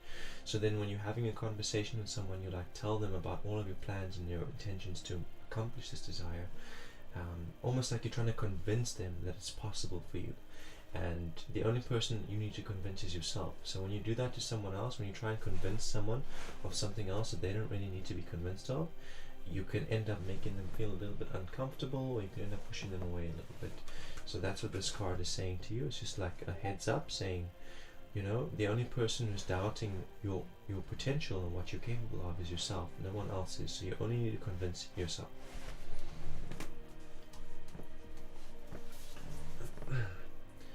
And Ace of Wands is in the future here. So this one comes up, it says that there are people who are going to come into your life who are not exactly going to be all that straightforward with their intentions. They're going to seem like possible love interests. They're going to seem like romantic partners, but they are not being entirely honest with all of their intentions. But that's also something that you do. Like you will start chatting with someone and you won't necessarily put all of your cards on the table. You won't necessarily express all of your intentions or all of your desires when it comes to relationship, and you will like go along hoping that this turns into a long-term relationship without ever actually communicating that that's what you wanted. So this card just wants to say to you, when these opportunities come up, when these people come into your life and you form the initial connection, communicate clearly about what you want out of a relationship and what you intend when going into this relationship, and that should inspire them to communicate their desires and intentions to you. And if they don't, if they're still holding back or they're still being dishonest, you know that they shouldn't be there. Put a boundary. And that's your reading.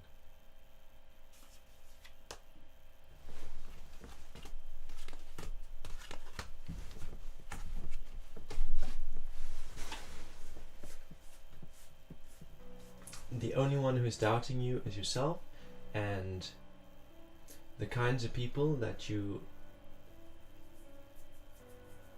the kinds of energies and frequencies that you, being picky about the kinds of energies and frequencies that you open yourself up to is premium self-care. So that's like the bottom line of this reading, is first of all that you're the only one who's been doubting yourself and your potential, and then the other thing is that being picky about who you let into your space or the energies that you choose to engage with, that is good self-care. And that's that, guys. Been online for 3 hours and it's late. And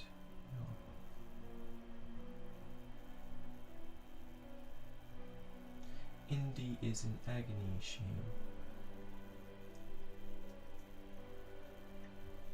Everybody's struggling a little bit. Oh, I see Kitsune Wolfkid went on to go and host her own stream. Of course, Sarah. Of course, I can do reading for you before I close up. Please don't hesitate.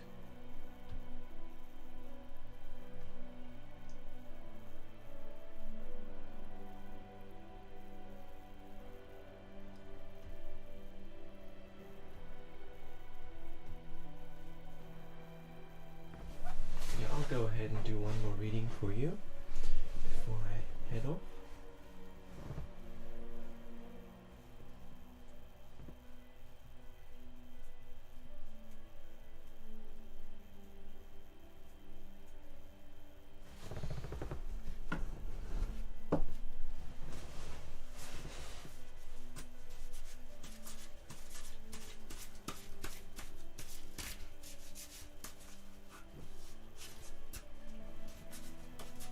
It's okay. Next time. No, come on. I'm waiting for your question. I'm busy doing the reading.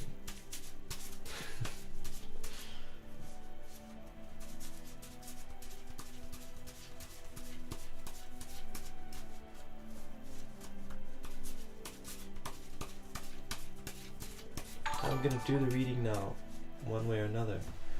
Is that unconventional couple who's raiding? Is that the unconventional couple who's raiding with a party of, what was that, 12? 21? Thank you guys. Thank you for the raid. Amazing. 12. 11. Somewhere around there. Thank you. Was that unconventional couple? Because like, I'm looking over here and I see unconventional couple still alive. Crazy. Well, thank you so much. Much appreciation, guys. Go take a rest. It's okay, Kura. No worries. Come on, Zara. I just got rated. We got 11 viewers. Let's do your reading. Careful, baby. You're gonna need something to pick it up with.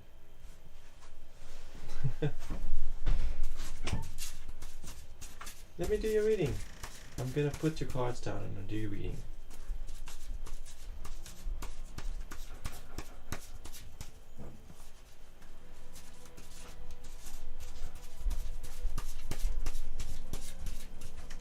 Me and M, Aquarius in August, when he comes to my village.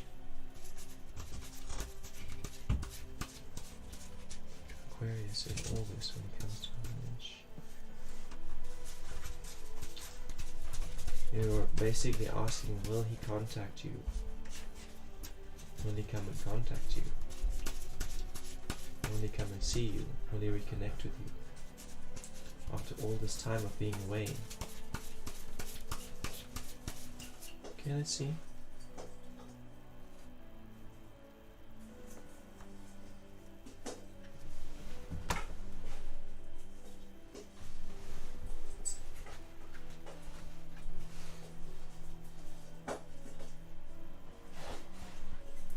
So I had like when I got raided just now, I got like a message for Indigo, like words that like audible words that said, we create what we feed, you know, what we fixate on in our minds, what we visualize over and over again, we create it. It collapses into our present. It was, you know, literally the words were, we create what we feed. Those were the words. A raconteur, welcome in. The chat has delay. And a new tomorrow just said thank you for the read. Did you just scroll back up in the chat and find? Did you just go back a new tomorrow so that you could watch your reading? I want to see if he will make any moves. Okay. Any moves?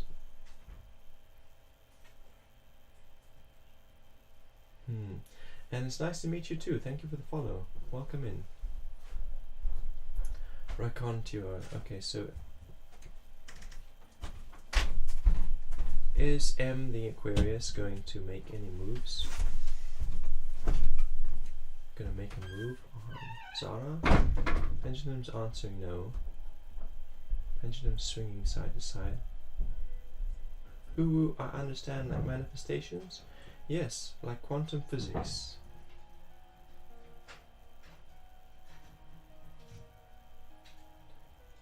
The example is, if I am believing that someone is going to hurt me and I'm visualizing them hurt me, at some point they're going to hurt me, even if it's not the way that I'm visualizing,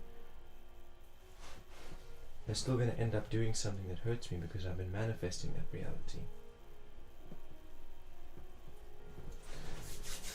That was the message. That was for Indigo. I don't really know the context of that message, but it came through. Okay, so no, Zara. I gotta know, he's not planning to make any moves. 10 of Swords. 10 of Swords in the past here.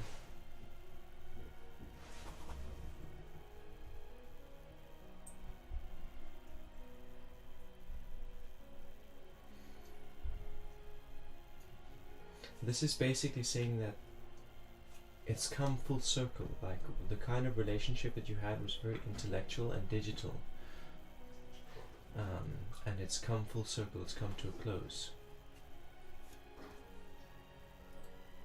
It's finished.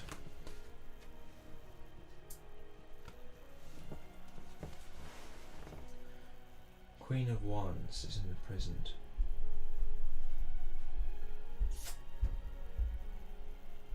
Queen of Wands. She's reversed.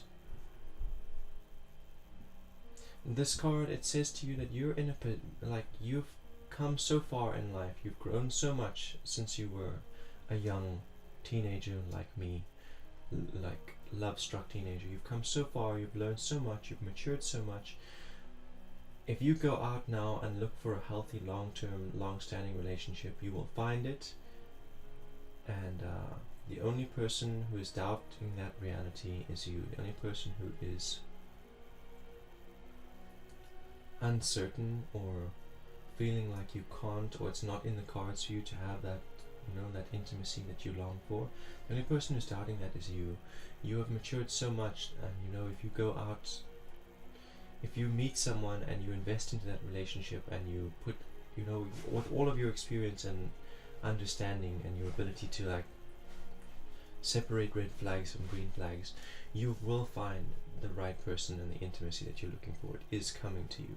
And I feel like the last time that the last time I did a reading for you, it was very similar, or I was doing art and I got a message for you and it was very similar, that you will have it, it will come to you, you know, fulfilling, intimate love will come to you.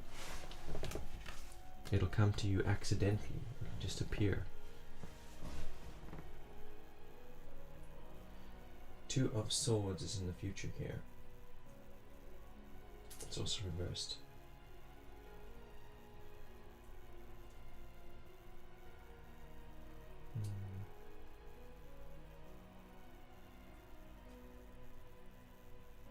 So the Two of Swords, it says to you that you should take action to create harmony between you and the Aquarius.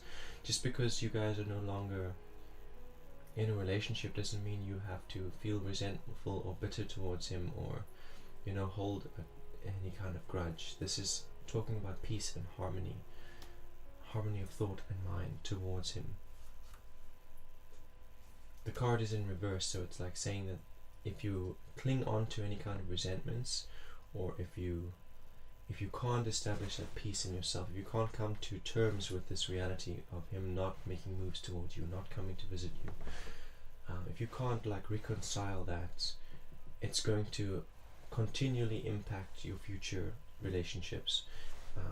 It's emphasizing on the importance of coming to a place of peace with the reality that you find yourself in, the state of your relationship with the Aquarius.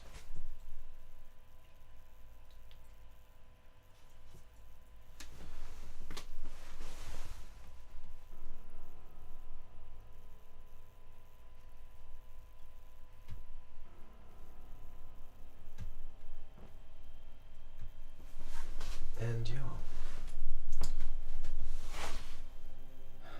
you're welcome, Zara, and thank you for everything that you do for this channel.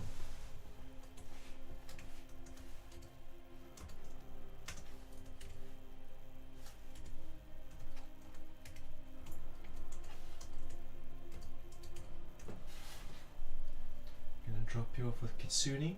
She was here just now, also doing tarot and some games, chilling, playing games, and reading cards.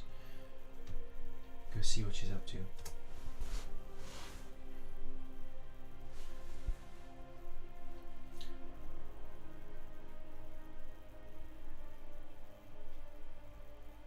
Thank you guys, thank you Raiders.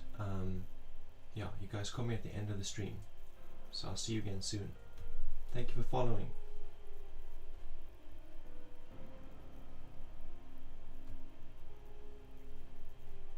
And bye bye Zara, I'll see you tomorrow. Oh!